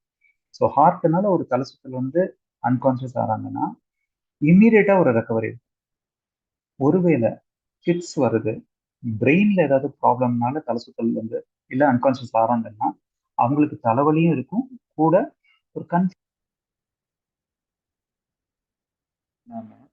சடனா மயக்கம் போட்டு விழுந்து ஒரு 30 செகண்ட்ஸ் டு 1 மினிட்ல கான்சியஸ் ஆயிட்டாங்கன்னா அது ஹார்ட்னால வந்த மயக்கமாக இருக்கலாம். ஸோ இதய துடிப்பு கம்மியாகல ஒண்ணு உங்களுக்கு அவங்களுக்கும் படபடப்பு தெரியலாம், ஏன்னா இதய துடிப்பு கம்மியா இருக்க மாதிரி ஃபீல் ஆகும். இன்னொன்னு எக்ஸசிவ் டயர்ட்னஸ் இருக்கலாம், வெறும் தலை சுத்தல், கண் இருட்டுற மாதிரி வரலாம். ஸோ இந்த மாதிரியான அறிகுறிகள் இருந்தா இதய துடிப்பு கம்மியா இருக்குன்னு அர்த்தம். அப்பயும் நம்ம இமீடியட்டா ஒரு இசிஜி அண்ட் எக்கோ ஸ்கேன் பார்க்குற மாதிரி இருக்கும். ஸோ இதய துடிப்பு ப்ராப்ளம் இருக்கு. ஸோ அடுத்து அப்போ என்ன பண்ணுவோம்? எலக்ட்ரோபிசியாலஜிஸ்ட் நாங்கள் என்ன பண்ணுவோம்னா, இப்போ கிளியர் கட்டா தெரிஞ்சிருச்சு ஹார்ட் பீட் ரொம்ப கம்மியா இருக்கு அப்படின்னா அவங்களுக்கு பேஸ் மேக்கர்ன்ற கருவியை பொறுத்து அதை பத்தி நான் டீட்டெயில சொல்றேன். ஒருவேளை இதய துடிப்பு அதிகமா இருந்தா அந்த எக்ஸ்ட்ரா கனெக்ஷன் இருக்கா இல்லையான்னு பாக்குறதுக்கு இப்ப டெஸ்ட் இருக்கு, டெக்னாலஜி இருக்கு. முன்னாடி இதுக்கு மாத்திரை மருந்து மட்டும்தான் கொடுத்துட்டு இருந்தாங்க. படபடப்பு வந்தா ஹார்ட் பீட். இப்போ அந்த எக்ஸ்ட்ரா கனெக்ஷனையும் நம்ம வந்து சரி பண்ணலாம். எப்படின்னா இபி ஸ்டடின்றது பண்ணுவோம். அதாவது ஆஞ்சியோகிராம் எப்படி இருக்கா இல்லையான்றதை பார்க்குறோமோ, அதே மாதிரி இபி ஸ்டடின்றது இதயத்துல எக்ஸ்ட்ரா கனெக்ஷன் எதுவும் இருக்கா இல்லையான்றதை நம்மளால கண்டுபிடிக்க முடியும். ஸோ இதயத்துல ஐ மீன் நம்ம தொடையில வந்துட்டு மரத்தை போற ஊசி போட்டிருப்போம். அதுக்கப்புறம் அதுல 2-3 டியூப் நம்ம இதயத்துக்குள்ள செலுத்தி, இப்ப இந்த ரைட் சைடுல உள்ள பிக்சர் பாத்தீங்கன்னா இது ஹார்ட்டுக்குள்ள இருக்கு. இந்த 3 டியூப் பாத்தீங்கன்னா அது ஹார்ட் உள்ள இருக்கு. இந்த டியூப் மூலமா நம்ம வந்துட்டு ஹார்ட்ல இதுதான் இந்த 3 டியூப். ஸோ இது ஹார்ட்டுக்குள்ள வச்சுட்டு இந்த படபடப்பை வர வச்சு பார்ப்போம். ஸோ படபடப்பு வரும்போது எந்த இடத்துல இருந்து வருதுன்றதை நம்மளால கண்டுபிடிக்க முடியும். ஸோ ஹார்ட்டோட வலதுபுறத்துல இருந்து வருதா, சென்ட்ரல்ல இருந்து வருதா, இல்ல லெஃப்ட் சைட்ல இருந்து வருதா. ஸோ இதை நம்ம கரெக்டா நம்ம கண்டுபிடிச்சிட்டோம்னா அடுத்ததுல ரேடியோ ஃப்ரீக்வன்சி எனர்ஜியை நம்ம டெலிவர் பண்ணுவோம். ஸோ டெலிவர் பண்ணும்போது அந்த எக்ஸ்ட்ரா கனெக்ஷனை நம்மளால தடுக்க முடியும். ஸோ ஒன்ஸ் எக்ஸ்ட்ரா கனெக்ஷன் நம்ம கட் பண்ணிட்டோம்னா அதுக்கப்புறம் மாத்திரை மருந்தே தேவையில்லை, லைஃப் லாங் அது கியூர்டு. எந்த ஒரு ஐ மீன் திரும்பி அவங்க டாக்டரை கூட பார்க்க வரணுன்ற அவசியம் இருக்காது. ஸோ இந்த டெக்னாலஜி முன்னாடி கிடையாது, இப்போதான் நம்மள்கிட்ட இருக்கு ரேடியோ ஃப்ரீக்வன்சி அப்ளேஷன். ஸோ அதுக்கப்புறம் 2 மொடாலிட்டி வந்துருச்சு. அந்த எக்ஸ்ட்ரா கனெக்ஷன்ஸ் இருக்கு. எல்லா எக்ஸ்ட்ரா கனெக்ஷனுக்கும் ரேடியோ ஃப்ரீக்வன்சி அப்ளேஷன் பண்ண முடியாது. சில பேருக்கு கிரையோ அப்ளேஷன் அப்படின்ட்டு லிக்விட் நைட்ரஜன் யூஸ் பண்ணி அந்த எக்ஸ்ட்ரா பாத்வே கட் பண்ணுவோம். இப்போ இப்போ ஒரு 10-15 டேஸ் பேக் இந்தியாவில் லான்ச் ஆயிருக்குது பல்ஸ் ஃபீல்ட் அப்ளேஷன். இன்ஃபேக்ட் நான் போன தடவை நான் டாக் கொடுக்கும்போது கூட இந்தியாவில் இது அவைலபிள் ஆகல. இப்போ 10 நாளைக்கு முன்னாடி லான்ச் ஆயிருக்க ஒரு நியூ டெக்னாலஜி. இந்த படபடப்பு வர ப்ராப்ளம் இருக்கவங்களுக்கு, அதாவது ஏட்ரல் ஃபிப்ரிலேஷன் ஒரு பர்டிகுலர் ப்ராப்ளம். இதயத்தோட அப்பர் சேம்பர் மேல உள்ள அறையில இருந்து வேகமா துடிச்சதுன்னா அது ஏட்ரல் ஃபிப்ரிலேஷன் சொல்லுவோம். அந்த ஏட்ரல் இப்போ பல்ஸ்ட் ஃபீல்ட் அப்ளேஷன் ஒரு நியூவர் டெக்னாலஜி நம்ம யூஸ் பண்றோம். இது என்ன பண்ணும்னா அந்த கரெக்டா எந்த செல்ல பிரச்சனை இருக்கோ அந்த செல்லை மட்டும் அட்டாக் பண்ணும், சுத்தி உள்ள நார்மல் செல்லை அப்படியே விட்டுரும். அதாவது நம்ம ஒரு மேக்னெட்டிக் ஃபீல்ட் அங்க கிரியேட் பண்றோம். அது என்ன பண்ணுவோம்னா நார்மல் செல்லை மட்டும் அஃபெக்ட் பண்ணாம வெறும் எந்த செல்ல ப்ராப்ளம் இருக்கோ அதை மட்டும் டார்கெட் பண்றதுனால ரொம்ப சேஃபாகவும் ரொம்ப ஃபாஸ்டாகவும் நம்மளால அந்த படபடப்பை குணப்படுத்த முடியும். ஸோ 2D அப்ளேஷன்ன்றது ஜென்ரலாக நம்ம பண்ணியிருக்கோம், அது எக்ஸ்ரே மூலமா பண்றது. இப்போ 3D அப்ளேஷன்ற டெக்னாலஜியும் நம்மள்ட்ட இருக்கு இந்தியாவில். ஸோ அப்போலோட நம்ம வச்சிருக்கோம். ஸோ இது எப்படின்னு பார்த்தீங்கன்னா ஹார்ட்டோட அனாட்டமி நம்ம 3D ஷெல் மாதிரி கிரியேட் பண்ணிடுவோம். ஸோ ஜஸ்ட் ஒரு சாம்பிளுக்காக இங்கே காமிச்சிருக்கேன். ஸோ ஹார்ட்டை நம்ம 3Dயை நம்ம அதை விஷுவலைஸ் பண்ணி என்ன பண்ணலாம்னா எக்ஸ்ரேயே இல்லாமல், அதாவது ரேடியேஷனே இல்லாமல் இந்த படபடப்புக்கு நம்ம ட்ரீட்மெண்ட் கொடுக்க முடியும். பார்த்தோம். இதய துடிப்பு கம்மியா இருக்கவங்களுக்கு பேஸ் மேக்கர்ன்றதை பொறுத்துவோம். ஆரம்பத்துல பாத்தீங்கன்னா 1964ல பேஸ் மேக்கர் இவ்வளவு பெருசா இருந்தது. அதாவது இதை நம்ம வந்து உடம்புல பொறுத்தவே முடியாது, வெளியில தான் இருக்கும். ஜஸ்ட் அதை கனெக்ட் பண்ணி அவங்க எப்பயுமே அதை மார்போடே வச்சிருக்கணும். இந்த மாதிரி ஒரு காலகட்டத்துல இருந்து இப்போ லேட்டஸ்ட் டெக்னாலஜில பாத்தீங்கன்னா ஒரு சின்ன ஒரு கேப்சியூல் தான் இருக்கும். அதாவது 2.5 சென்டிமீட்டர் தான் இருக்கும். அதை மட்டுமே இதயத்துல பொருத்தினா போதும், இதய துடிப்பு நார்மல் ஆகிடும். ஸோ நார்மலா ஒரு பேஸ் மேக்கர் இப்படிதான் இருக்கும். இப்போ இந்த பிக்சர்ல பாத்தீங்கன்னா இது ஒரு எக்ஸ்ரே, செஸ்டோட ஒரு எக்ஸ்ரே. இப்போ இங்க பாத்தீங்கன்னா ஒரு பேட்டரி தெரியும் பாருங்க, இதான் பேஸ் மேக்கரோட பேட்டரி. கிட்டத்தட்ட ஒரு தீப்பெட்டி சைஸ்ல இருக்கும், 3.5 சென்டிமீட்டர்ஸ் இருக்கும். இது நம்ம இடது சைடு தோள்பட்டை கீழே தோலுக்கும் கொடுப்புக்கும் அடியில போய் நம்ம பொறுத்து. ஸோ அங்க இருந்து 2 ஒயர் இருக்கும் இதயத்தோட. இப்போ இதை அப்படியே பாருங்க, என்னோட மார்க்கரை ஒன்னு இதயத்தோட அப்பர் சேம்பர்ல, இன்னொன்னு இதயத்தோட. இதுதான் நார்மலா எல்லாருக்கும் நம்ம பண்றது. இதய துடிப்பு கம்மியா இருக்கவங்களுக்குள்ள ட்ரீட்மெண்ட்.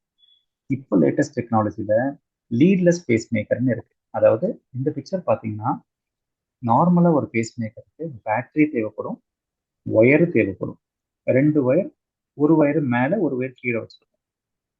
இப்போ இந்த லேட்டஸ்ட் டெக்னாலஜினால நம்ம ஒயரும் தேவையில்லை, பேட்டரியும் தேவையில்லை, ஜஸ்ட் ஒரு சின்ன கேப்சியூல் போதும். இந்த கேப்சியூலோட சைஸ் பாருங்க, ஜஸ்ட் ஒரு 2.5 சென்டிமீட்டர்ஸ் தான் இருக்கும்.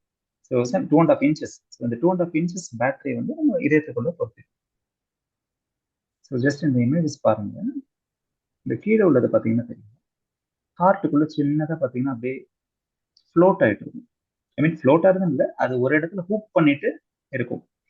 ஸோ இது பார்த்தீங்கன்னா இந்த டூவல் சேம்பர் பேஸ் மேக்கர். அதாவது முன்னாடி பார்த்தீங்கன்னா அந்த பேட்டரி ஒயர்ல இருந்தது, இப்போ அது எதுவுமே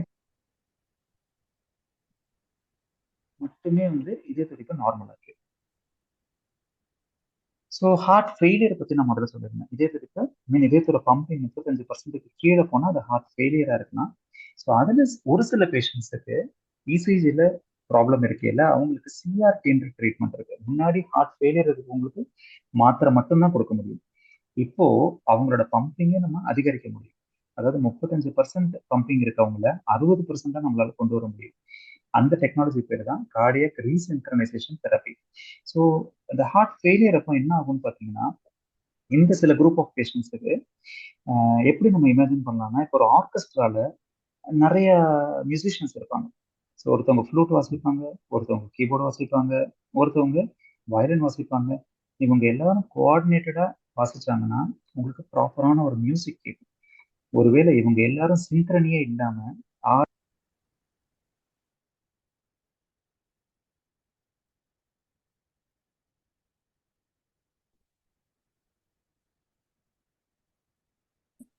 ஸோ இவங்க எல்லாரும் ஒன்னா சேர்ந்து வாசிக்கும் போது அந்த மியூசிக் வரும்.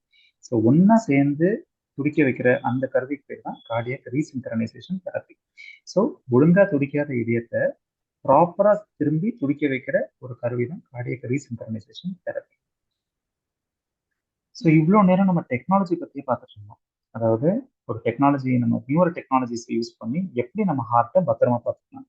ஸோ இதெல்லாம் போகிறதுக்கு முன்னாடி ஹார்ட் ப்ராப்ளமே எனக்கு வேணாம் சார், எனக்கு ஹார்ட் அட்டாக்கும் வர வேண்டாம், இதய துடிப்பு ப்ராப்ளமும் வர வேண்டாம், ஹார்ட் ஃபெயிலியரும் வர வேண்டாம் அப்படின்னா நீங்கள் இந்த 8 விஷயத்த வந்து கவனமாக பார்த்துக்கணும். ஸோ ஃபஸ்ட்டு வெயிட்டு கண்ட்ரோல் வச்சுக்கணும். ஸோ வெயிட் எப்படி கண்ட்ரோல் வச்சுப்பீங்க? உங்களோட பாடி மாஸ் இண்டெக்ஸை மெஷர் பண்ணி பார்க்கணும். ஸோ இன்னைக்கே நீங்கள் வந்துட்டு பிஎம்ஐ எல்லாரும் மெஷர் பண்ணி பாருங்க. ஸோ பிஎம்ஐன்றதை எப்படி கால்குலேட் பண்ணுவோம்? ஆன்லைன் கால்குலேட்டர்ஸ் இருக்கு. ஜஸ்ட் ஃபார்முலா சொல்லுங்க. Weight in kilogram divided by height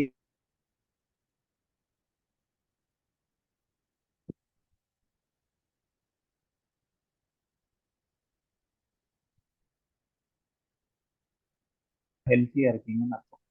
but உங்க பிஎம்ஐ 30க்கு மேல போச்சுன்னா ஒபிசிட்டி ரேஞ்சில் இருக்கீங்க. ஸோ 25 to 29.9 வந்துட்டு ஓவர் வெயிட் ரேஞ்ச். 30க்கு மேல பிஎம்ஐ இருந்தா ஒபிசிட்டி. ஸோ யாருக்கெல்லாம் ஒபிசிட்டி இருக்கோ டெஃபினட்டா அவங்க வெயிட்டை வந்து இமீடியட்டா குறைக்கிறதுக்கான ஸ்டெப்ஸ் எடுக்கும்.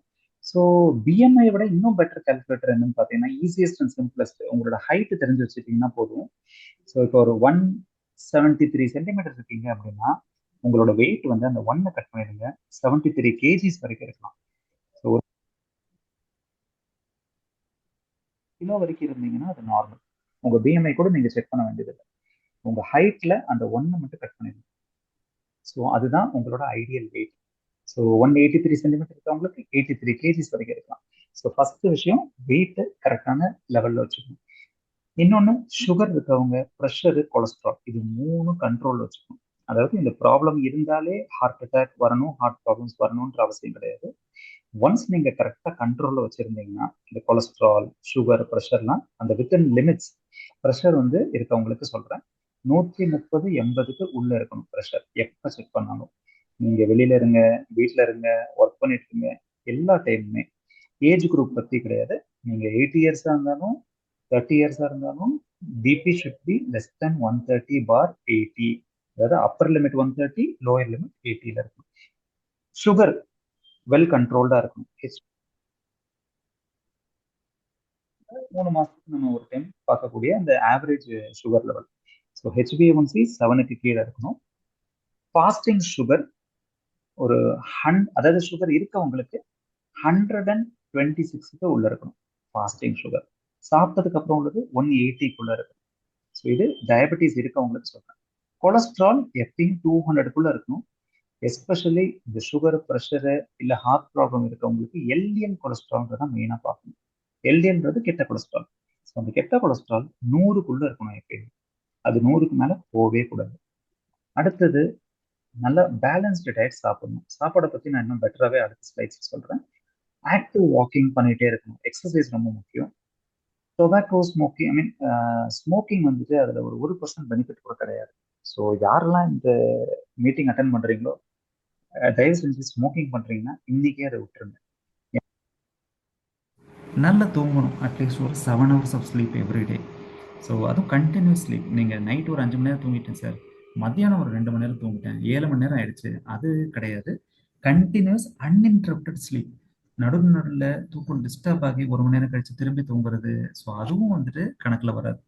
ஒரு குவாலிட்டியான ஸ்லீப் அப்படின்னு பார்த்தீங்கன்னா 7 hours of continuous uninterrupted sleep so. ஸோ இதை நான் ஆல்ரெடி சொல்லியிருந்தேன் உங்களுக்கு. ஸோ அந்த லெவல்ஸ் தான் இதில் மென்ஷன் பண்ணியிருக்காங்க. ஸோ ஃபிசிக்கல் ஆக்டிவிட்டி எக்ஸசைஸ் பார்த்தீங்கன்னா ஒரு நாளைக்கு அட்லீஸ்ட் ஒரு 30 minutes ஆஃப் பிரிஸ்க் வாக்கிங் வேணும் for at least 5 days a week. வாரத்தில் 5 நாளாவது நடக்கணும்.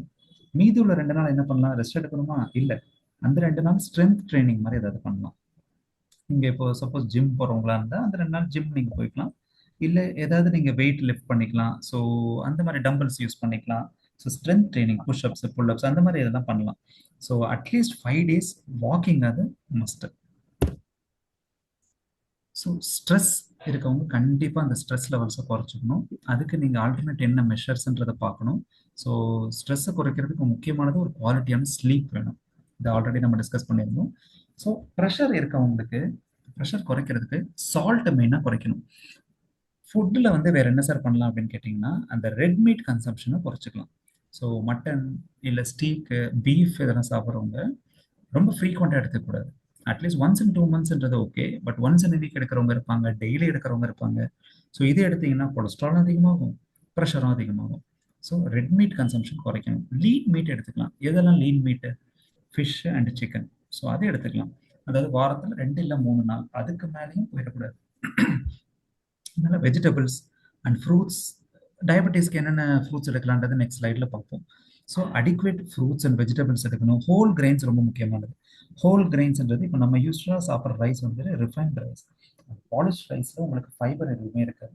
ஸோ ஃபைபர் கண்டென்ட் அதிகமாக வேணும் அப்படின்னா நீங்கள் வந்து ஹோல் கிரெயின்ஸுக்கு தான் போகணும். அந்த ப்ரௌன் ரைஸ், மட்டர் ரைஸ் இருக்கும், ஸோ அது யூஸ் பண்ணலாம். இல்லைன்னா ஓட்ஸு, இல்லைன்னா ஹோல் வீட், அது யூஸ் பண்ணலாம். ஸோ ஃபைபரில் வந்துட்டு 2 டைப் ஆஃப் ஃபைபர் இருக்குது. இது ஜஸ்ட் நீங்கள் ஸ்க்ரீன்ஷாட் கூட எடுத்துக்கலாம். Soluble fibre, insoluble fibre. எதெல்லாம் ஃபைபர் இருக்குன்னு மோஸ்ட் ஆஃப் த ஃப்ரூட்ஸில் உங்களுக்கு இருக்கும், வெஜிடபிள்ஸில் இருக்கும், இந்த லெக்யூம்ஸில் இருக்கும், பீன்ஸு, ஸோ சோயா பீன்ஸு, இது எல்லாத்துலேயுமே பார்த்தீங்கன்னா உங்கள் சிக் பீஸு எல்லாத்துலேயுமே உங்களுக்கு வந்து ஃபைபர்ஸ் இருக்கும். ஸோ இதில் 2 ஃபைபருமே ரொம்ப முக்கியமானது. இந்த ஃபைபர் கண்டென்ட் அதிகமாக எடுக்க எடுக்க என்ன ஆகும்னா உங்களுக்கு மோஷன் ஃப்ரீயாக போக ஆரம்பிக்கும். உங்களோட இன்டேக், டோட்டல் ஓவரால் இன்டேக்கே குறைய ஆரம்பிச்சிடும். ஸோ நார்மலாக இப்போ வந்துட்டு வெறும் ஒரு பாலிஷ் ரைஸ் சாப்பிட்றீங்க, கார்போஹைட்ரேட் நிறைய சாப்பிட்றீங்க, என்ன ஆகும்னா நிறைய நம்ம கன்சம்ஷன் இருக்கும், அதிகமாக சாப்பிட்ருவோம். ஃபைபர் உங்களோட டயட்டில் அதிகமாக இருந்ததுன்னா உங்களோட குவான்டிட்டி குறையும், குவான்டிட்டியும் குறையும். அதே மாதிரி டயபெட்டிஸ் இருக்கவங்களுக்கு மோஷனும் இன்னும் ஃப்ரீயாக போகும். ஸோ ஹெல்த்தி ஃப்ரூட்ஸ், அதாவது டயபெட்டிஸ் இருந்தாலே ஃப்ரூட்ஸே சாப்பிடக்கூடாதா? அப்படி கிடையாது. அவங்க சாப்பிடக்கூட வேண்டாம்னு சொல்கிறது 3 ஃப்ரூட்ஸ் தான். இந்த முக்கணிகள் நம்ம சொல்கிற மாதிரி இது பனானா, அப்புறம் மேங்கோ, இன்னொன்று ஜாக் ஃப்ரூட். இந்த 3மே வந்து தவிர்த்துடணும். ஸோ வாழைப்பழம் சாப்பிட்லாம், ஒருவேளை அந்த அரைக்காயாக இருக்கையில் சாப்பிட்லாம். பட் ஃபுல்லாக நல்ல கனிஞ்ச வாழைப்பழத்தை கண்டிப்பாக சுகர் இருக்கவங்க சாப்பிடக்கூடாது. மெயினாக நீங்கள் சாப்பிட வேண்டிய ஃப்ரூட்ஸ் எதுன்னு பார்த்தீங்கன்னா ஆரஞ்சு, பப்பாளி, அப்புறம் நவாப்பழம், ஆப்பிள், பொமக்ரானட், கொய்யாப்பழம். ஸோ இதெல்லாம் கண்டிப்பாக சாப்பிட்லாம். பட் இதுவும் மாடரேஷனில் தான். அதாவது ஃப்ரூட்டை ஜூஸாக குடிச்சிடக்கூடாது, ஏன்னா அதுலேயும் உங்களுக்கு சுகர் கண்டென்ட் அதிகமாக இருக்கும், ஃப்ரக்டோஸ் இருக்கும் அதில். ஸோ ஆஸ் அ ஹோல் ஃப்ரூட்டாக எடுத்துக்கலாம். ஒரு அரை பழம் அந்த மாதிரி எடுத்துக்கலாம், ஒரு 2 பழம் எடுத்துகிட்டு ஹாஃப் அந்த மாதிரி எடுத்துக்கலாம். இது ஆக்சுவலி வெல் ஸ்டடீடு ஒரு டயட் பேட்டர்ன்னு பார்த்தீங்கன்னா அந்த மெடிட்டரேனியன் டயட். ஸோ இது ஆல்மோஸ்ட் நம்மளோட டயட் மாதிரி தான் இருக்கும். ஃப்ரூட்ஸு, வெஜிடபிள்ஸு, கிரெயின்ஸு எல்லாமே இருக்கும். அவங்க அதில் பார்த்தீங்கன்னா அதில் ஆலிவ் ஆயில் யூஸ் பண்ணியிருப்பாங்க. பட் இது நம்மளோட செட்டப்புக்கு அது ஒத்து வராது. ஸோ ஆலிவ் ஆயில் வந்துட்டு அவ்வளோ ஒரு ஹெல்த்தின்னு நம்ம சொல்லிட முடியாது இந்தியன் செட்டப்பில், ஏன்னா நம்ம இதில் தயாரிக்கிற ஆயில் கிடையாது. ஸோ அதோட நியூட்ரிஷன் இந்தியாவுக்கு வரும்போதே அது குறைஞ்சிரும். ஸோ அதை நம்ம ஹீட் பண்ணவும் கூடாது. ஸோ குக்கிங்க்கு நீங்கள் டெஃபினட்டாக ஆலிவ் ஆயில் யூஸ் பண்ணவே முடியாது. அப்ராடில் அவங்க இந்த மெடிட்டரேனியன் டயட்டில் என்ன பண்ணுறாங்கன்னா அதை சாலடில் யூஸ் பண்ணுறாங்க. ஸோ நம்மளோட சினாரியோவில் ஆலிவ் ஆயிலில் குக்கிங்க்கு யூஸ் பண்ணவே கூடாது. ஸோ சேஃபான ஆயில்னு பார்த்தீங்கன்னா நல்லெண்ணெய், கடலெண்ணெய், rice bran oil, mustard oil, இதெல்லாம் coconut oil. But coconut oil okay, limited மாடரேஷனில். ஸோ இதெல்லாமே கொஞ்சம் சேஃபான ஆயில். பட் எப்பயுமே வந்துட்டு அன்ரிஃபைன்ட் ஆயில் யூஸ் பண்ணணும், அதாவது செக்கெண்ணெய்.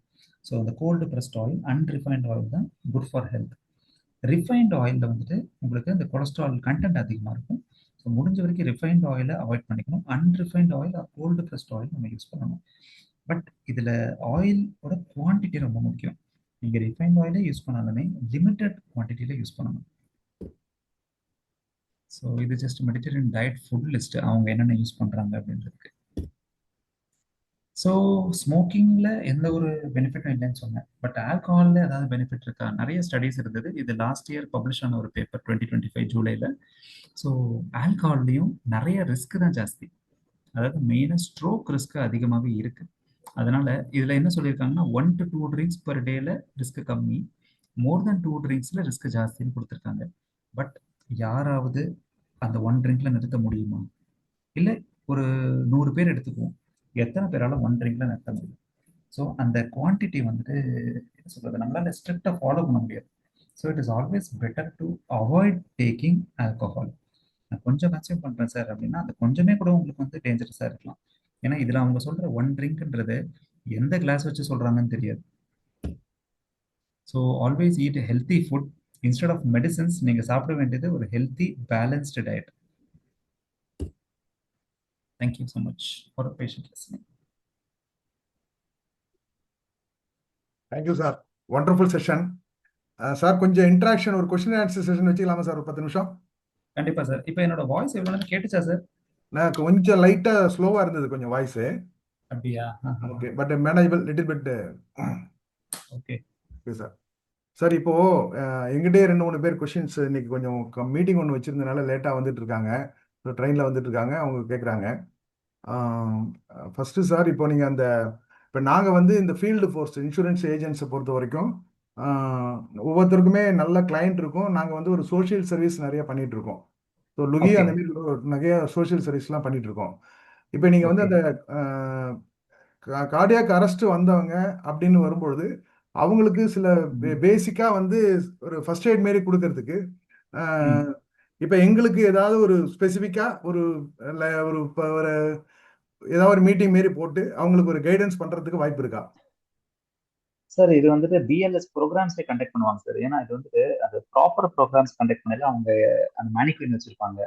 அந்த மேனிக்வின் வந்து வச்சிருக்கல எப்படி நம்ம கொடுக்கணும், அதாவது ஏன்னா நம்ம சும்மா நம்ம ப்ரெஸ் பண்ணாலே வந்து அடிக்குவேட்டான பம்பிங் இருக்காது. ஸோ கை வந்து எக்ஸ்டெண்டடா இருக்கணும், எல்போஸ் வந்து மடிஞ்சிடக்கூடாது. ஸோ எல்போஸ் ஸ்ட்ரெயிட்டா வச்சு அதே மாதிரி ரிஸ்ட் நல்லா எக்ஸ்டெண்ட்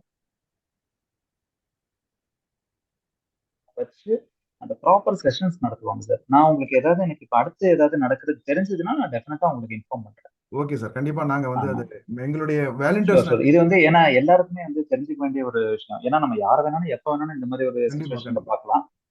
ஸோ சிபிஆர் கண்டிப்பா எல்லாருக்கும் தெரிஞ்சிருக்கும். அதான் அந்த சிபிஆர் வந்து பேசிக்கா எங்களுக்கு நிறைய பேருக்கு வந்து இந்த வாலண்டரி சர்வீஸ் பண்ணணும், நிறைய பேரை காப்பாற்றணுங்கிற இன்டென்ஷன் இருக்கு. ஏன்னா நாங்கள் ஃபீல்டு ஃபோர்ஸ்ல இருக்கிறதுனால நிறைய பாக்குறோம். இதுல ஆக்சுவலி சிபிஆருக்கு வந்து ஒரு ஆன்லைன் ஆப் இருக்கு. ஓகே சார், நான் வந்துட்டு அதோட லிங்க் நான் வந்து வாங்கி உங்களுக்கு அனுப்பிச்சுருப்பேன். அனுப்புங்க. ஸோ அந்த ஆப் டவுன்லோட் பண்ணீங்கன்னா அதுல வந்து ஸ்டெப் பை ஸ்டெப் உங்களுக்கு டியூட்டோரியல் இருக்கு. Okay sir.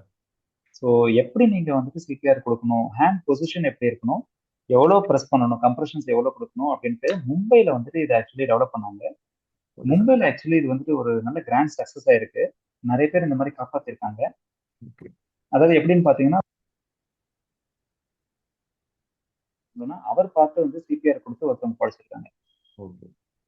ஸோ இந்த மாதிரி விஷயங்கள்லாம் நம்ம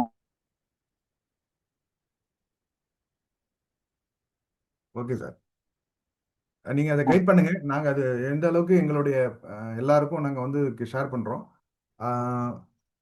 ஃப்ரெண்ட்ஸ் யாராவது வந்து சார்ட்ட கேட்கணும் அப்படின்னு சொன்னா, இன்டராக்ட் பண்ணணும்னு கேட்டா ஹேண்ட் ரைஸ் பண்ணுங்க. உங்களை மியூட் பண்ணிட்டு உங்களை அன்மியூட் பண்ணிட்டு கேட்கலாம். ஒரே நிமிஷம். ஹலோ ஹலோ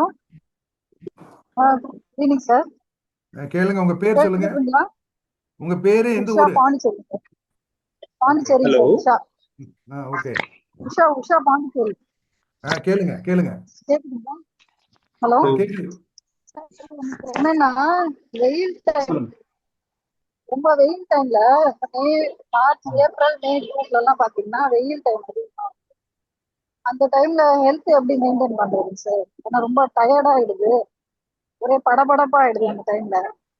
அதாவது என்னன்னா நமக்கு பாடியில ஏற்கனவே டீஹைட்ரேஷன், நீர் சத்து குறையும் போது உங்களுக்கு அந்த படபடப்பு வரும். ஸோ அடிக்குவேட் ஹைட்ரேஷன் வேணும். ஸோ வெயில் டைம்ல நீங்க வந்துட்டு நிறைய தண்ணி குடிச்சுக்கணும், ஏன்னா நிறைய வேர்க்கும் நமக்கு. ஸோ ஒன்ஸ் நம்ம பாடியில நீர் சத்து குறையும் போது என்ன ஆகும்னா அந்த படபடப்பு வர ஆரம்பிக்கும். அது நார்மலா ஒரு படபடப்பு தான். ஸோ எலக்ட்ரோலைட்ஸ் வந்துட்டு குறைய ஆரம்பிச்சிடும் பாடியில. ஸோ அதுக்கு தான் நம்ம வந்து இளநீ இந்த மாதிரி நம்ம வந்து குடிச்சிக்கையில நம்ம அந்த வந்து எலக்ட்ரோலைட் இம்பேலன்ஸ் நம்ம வந்து இல்லாம பார்த்துக்கணும். ஸோ வெறும் தண்ணி மட்டும் பத்தாது.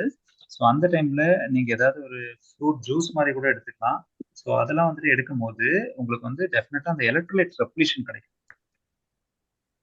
Okay so sir. Dehydration avoid பண்ணீங்கன்னா உங்களுக்கு அந்த படபடப்பை நம்ம தவிர்க்கலாம். ஏன்னா எல்ஐசில வந்து பாத்தீங்கன்னா அந்த டைம்ல கூட ரொம்ப பிசினஸ் பண்ணணும் அப்படின்னு எதிர்பார்க்கறாங்க. அதனால வெளியில போக முடியும். ஸோ நீங்க வெளியில போகையில கண்டிப்பா நீங்க ரோட் சைட்ல ஏதாவது ஒரு இளநீ அந்த மாதிரி குடிச்சிட்டீங்கன்னா கூட அது, ஏன்னா அதுல ஏன் இளநீ சொல்றேன்னா அதுல எல்லா எலக்ட்ரோலைட்ஸும் உங்களுக்கு கிடைச்சிடும்.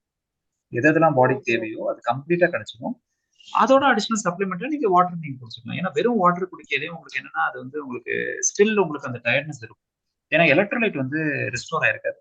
ஸோ அந்த டைம்ல நீங்க ஒரு வாழைப்பழம் சாப்பிட்டீங்கன்னா கூட அதிக எலக்ட்ரோலைட்ஸ் திரும்பி கிடைக்கும். அது எந்த டைம்ல குடிக்கணும் சார்? சாப்பிட்டு குடிக்கணுமா இல்ல சாப்பிட்டதுக்கு அப்புறம் எவ்வளவு நேரத்துல குடிக்கணும்? இல்ல வாழைப்பழம் சாப்பிட்டுக்கலாம். சாப்பிட்டீங்கன்னா வித்தின் ஹாஃப் அன் அவர் உங்களுக்கு திரும்பி பிரிஸ்னஸ் வந்துடும்.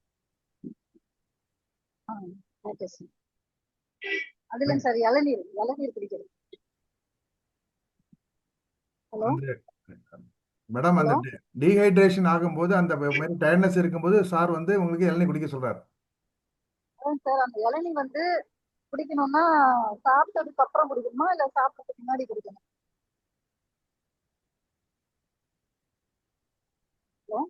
ஹலோ சொல்லுங்க. இந்த இளநீர் குடிக்கிறது சாப்பிட்டதுக்கு அப்புறம் குடிக்கணுமா இல்ல ஒரே நிமிஷம் முன்னாடியே குடிக்கணுமா எப்படின்றது? ஒரே நிமிஷம் மறுபடியும் சொல்லுங்க. இளநீர் குடிக்கணும்னு சொல்றீங்களா? ஆமா இளநீர் அது வந்து ஆமா எந்தெந்த டைம்ல எடுத்துக்கலாம் அப்படின்னு சொன்னீங்கன்னா நல்லா இருக்கும். இல்ல அது வந்து முக்கியமா நீங்க டே டைம்ல அந்த ஹீட் அதிகமா இருக்க டைம்ல நீங்க குடிச்சுக்கிட்டீங்கன்னா பெட்டர். ஏன்னா அப்பதான் நமக்கு ஓகே வந்து மெயினா நமக்கு வந்து அந்த எலக்ட்ரோலைட் வந்து டெப்ளிஷன் இருக்கும். ஸோ நைட் நேரம் குடிக்கிறத விட பகல் நேரத்துல பிஃபோர் ஆஃப்டர்நூன், அதாவது அந்த பிரேக்ஃபாஸ்ட் டைம்ல இருந்து அந்த நூன் டைம்குள்ள நீங்க எடுத்துக்கிட்டீங்கன்னா பெட்டரா இருக்கும். Okay okay sir. ஒரு ஏன்னா 9 o'clock சாப்பிடுவேன் பிரேக்ஃபாஸ்ட். ஓகே ஓகே ஓகே 9:30 அதான் அந்த பிரேக்ஃபாஸ்ட்டுக்கும் லஞ்சுக்கும் இடைப்பட்ட நேரத்துல நீங்க எடுத்துக்கிட்டீங்கன்னா கரெக்டா இருக்கும். ஒரு நாளைக்கு ஒன் டைம் எடுத்தா போதுங்களா? டெய்லியுமே எடுக்கணும்னு அவசியம் இல்லை மேடம். நீங்க வந்துட்டு ஃப்ரூட்ஸ் எடுத்துக்கலாம் மற்ற நாள்ல. எல்லா நாளுமே இளநீர் குடிக்கணும்ன்றது இல்லை. உங்களுக்கு அந்த டீஹைட்ரேஷன் வர மாதிரி இருந்ததுன்னா அந்த டைம்ல நீங்க பனானா எடுத்துக்கிட்டீங்கன்னா அது ரொம்ப cheap and best. Okay sir. Okay sir. Okay banana day டைம்லயே. ஓகே டே மேடம், டைம்ல தேங்க்யூ மேடம். ஆமா ஆமா ஓகே சார். சாப்பிட்ட நிறைய உடனே பேர் ஒன்று இருக்காங்க மேடம். எடுத்துருங்க. மேடம் நிறைய பேர் இருக்காங்க, சார் நிறைய பேர் சொல்லுங்க. Okay sir. Okay sir. அடுத்தது கேலக்ஸி. சார் சோமநாதன் சார், பெங்களூர்ல இருந்து பேசுறேன். Good evening sir. பேசுங்க. சொல்லுங்க ஓகே, கேலக்ஸின்னு போட்டிருக்கீங்க, சோமநாதன் போடாம. சாரி சார், அது வேற போன்ல இருந்து சரி வந்துட்டேன். அது சரி, பேசுங்க நெட்வொர்க். சொல்லுங்க சார். கேளுங்க கேளுங்க. சார் நீங்க இன்னைக்கு கிளாஸ் ரொம்ப அருமையா எடுத்தீங்க சார், இந்த Thank heart you, sir. Attack பத்தி. எனக்கு ஒரு டவுட் சார். சொல்லுங்க. இப்போ எங்க அங்கிளுக்கு வந்து இப்போ 70% வந்து பிளாக் இருக்குன்னு சொல்லியிருக்காங்க. அவர் சரி. டாக்டர் என்ன சஜஸ்ட் பண்ணியிருக்காருன்னா ஆஞ்சியோபிளாஸ்டி ஆல்ரெடி பண்ணியிருக்காரு. இப்போ பைபாஸ் பண்ணணும்னு சொல்றாரு. பைபாஸ் பண்றது நல்லதா இல்லைன்னா ஆஞ்சியோபிளாஸ்டி பண்றது, அந்த ஸ்டென்ட் வைக்கிறது பெட்டரா? உங்க சஜஷன் கொஞ்சம் சொன்னீங்கன்னா நம்ம அதை கொஞ்சம் ஃபாலோ பண்ணலாம் சார். ஏன்னா ஓகே சார். யுவர் எக்ஸ்பீரியன்ஸ்டு உங்களுக்கு ஆல்ரெடி இருக்கிறதுனால I want to know sir. Okay sir. நீங்க என்ன சொன்னீங்கன்னா இப்போ ஆல்ரெடி ஸ்டென்ட் வச்சிருக்காங்க, இப்போ 70% பிளாக் இருக்கு. இது ஆமா. வந்து ஸ்டென்ட்லயே 70% பிளாக்கா இல்ல வேற புது பிளாக்னு இல்ல சொல்றீங்களா? இல்ல, ஸ்டென்ட்லயே 70% பிளாக் இருக்கு சார். ஆனா ஏஜ் இப்போ அவருக்கு 76 வருது. ஓகே. ஸோ இதுல நிறைய விஷயங்கள் இருக்கு சார். நமக்கு ஹார்ட்ல 3 ரத்த குழாய் இருக்கிறதுனால மற்ற ரத்த குழாய் எப்படி இருக்குன்றத பார்க்கணும்.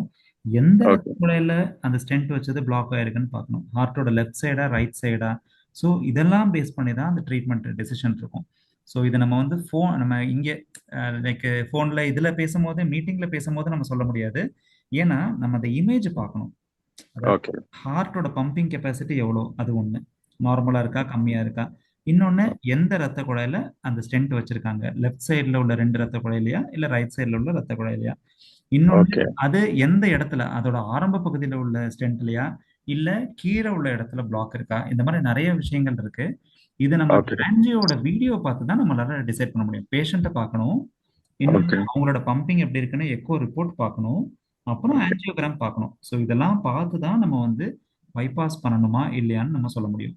பட் ஜென்ரலாக கேட்டிங்கன்னா ஸ்டென்ட் வச்சவங்களுக்கு அந்த முக்கியமான ரத்த குழாயில மறுபடியும் அடைப்பு ஜாஸ்தியாக இருந்ததுன்னா இவ்வளோ நாள் பைபாஸ் தான் சொல்லிக்கிட்டு இருந்தாங்க. பட் இப்போ அதுல ஒரு குரூப் ஆஃப் பீப்புளுக்கு நம்ம பைபாஸ் இல்லாம நான் இப்ப சொன்னேன் பாத்தீங்களா, இன்ட்ராவாஸ்குலர் இமேஜிங், அந்த ஆமா ஓசிடின்ற அந்த கெத்தேட்டர் வச்சு பார்க்கும்போது எதனால அடைப்பு வந்ததுன்னு நம்மளுக்கு தெரியும். அதை நம்ம ஓகே பலூன் வச்சு ஓபன் பண்ணி கூட நம்ம வந்து திரும்பி பிளட் ஃப்ளோவை ரெஸ்டோர் பண்ணலாம். அதாவது பைபாஸே இல்லாம வெறும் பலூன் ஓகே வச்சு. இன்னொன்னு அடுத்து இன்னொரு அட்வான்ஸ்மெண்ட் என்னன்னா, வெறும் பலூன் வச்சு மட்டும் ஓபன் பண்ணாம ட்ரக் கோட்டட் பலூன்ற ஒரு நியூவர் பலூன் இருக்கு. அதாவது மருந்து ஓகே கோட் பண்ண பலூன், அது பிளாக் ஆகாம பார்த்துக்கும். ஸோ அந்த பலூன் ஓபன் பண்ணையில என்ன ஆகும்னா அந்த மருந்து வந்து டெபாசிட் ஆகும் ஸ்டென்ட்ல. ஸோ ஓகே டெபாசிட் ஆகையில மறுபடியும் அது க்ளோஸ் ஆகாம பார்த்துக்கும். ஸோ தட் நம்ம பைபாஸையும் அவாய்ட் பண்ணிக்கலாம், மறுபடியும் ஸ்டென்ட் ஓகே வைக்க வேண்டிய அவசியம் இல்லை. ஸோ ஜஸ்ட் அந்த மருந்து நம்ம டெப்ளாய் பண்ணிட்டு வந்துடும். பட் இதெல்லாம் வேணுமா வேணாமான்றதை டிசைட் பண்றதுக்கு நேர்ல நம்ம பேஷண்ட்டை பார்த்தா தான் சொல்ல முடியும் எப்பயுமே. அதான் sir, today we went to Manipal hospital. அவங்க வந்து பைபாஸ் பண்ணணும்னு சஜஸ்ட் பண்ணியிருக்காங்க sir.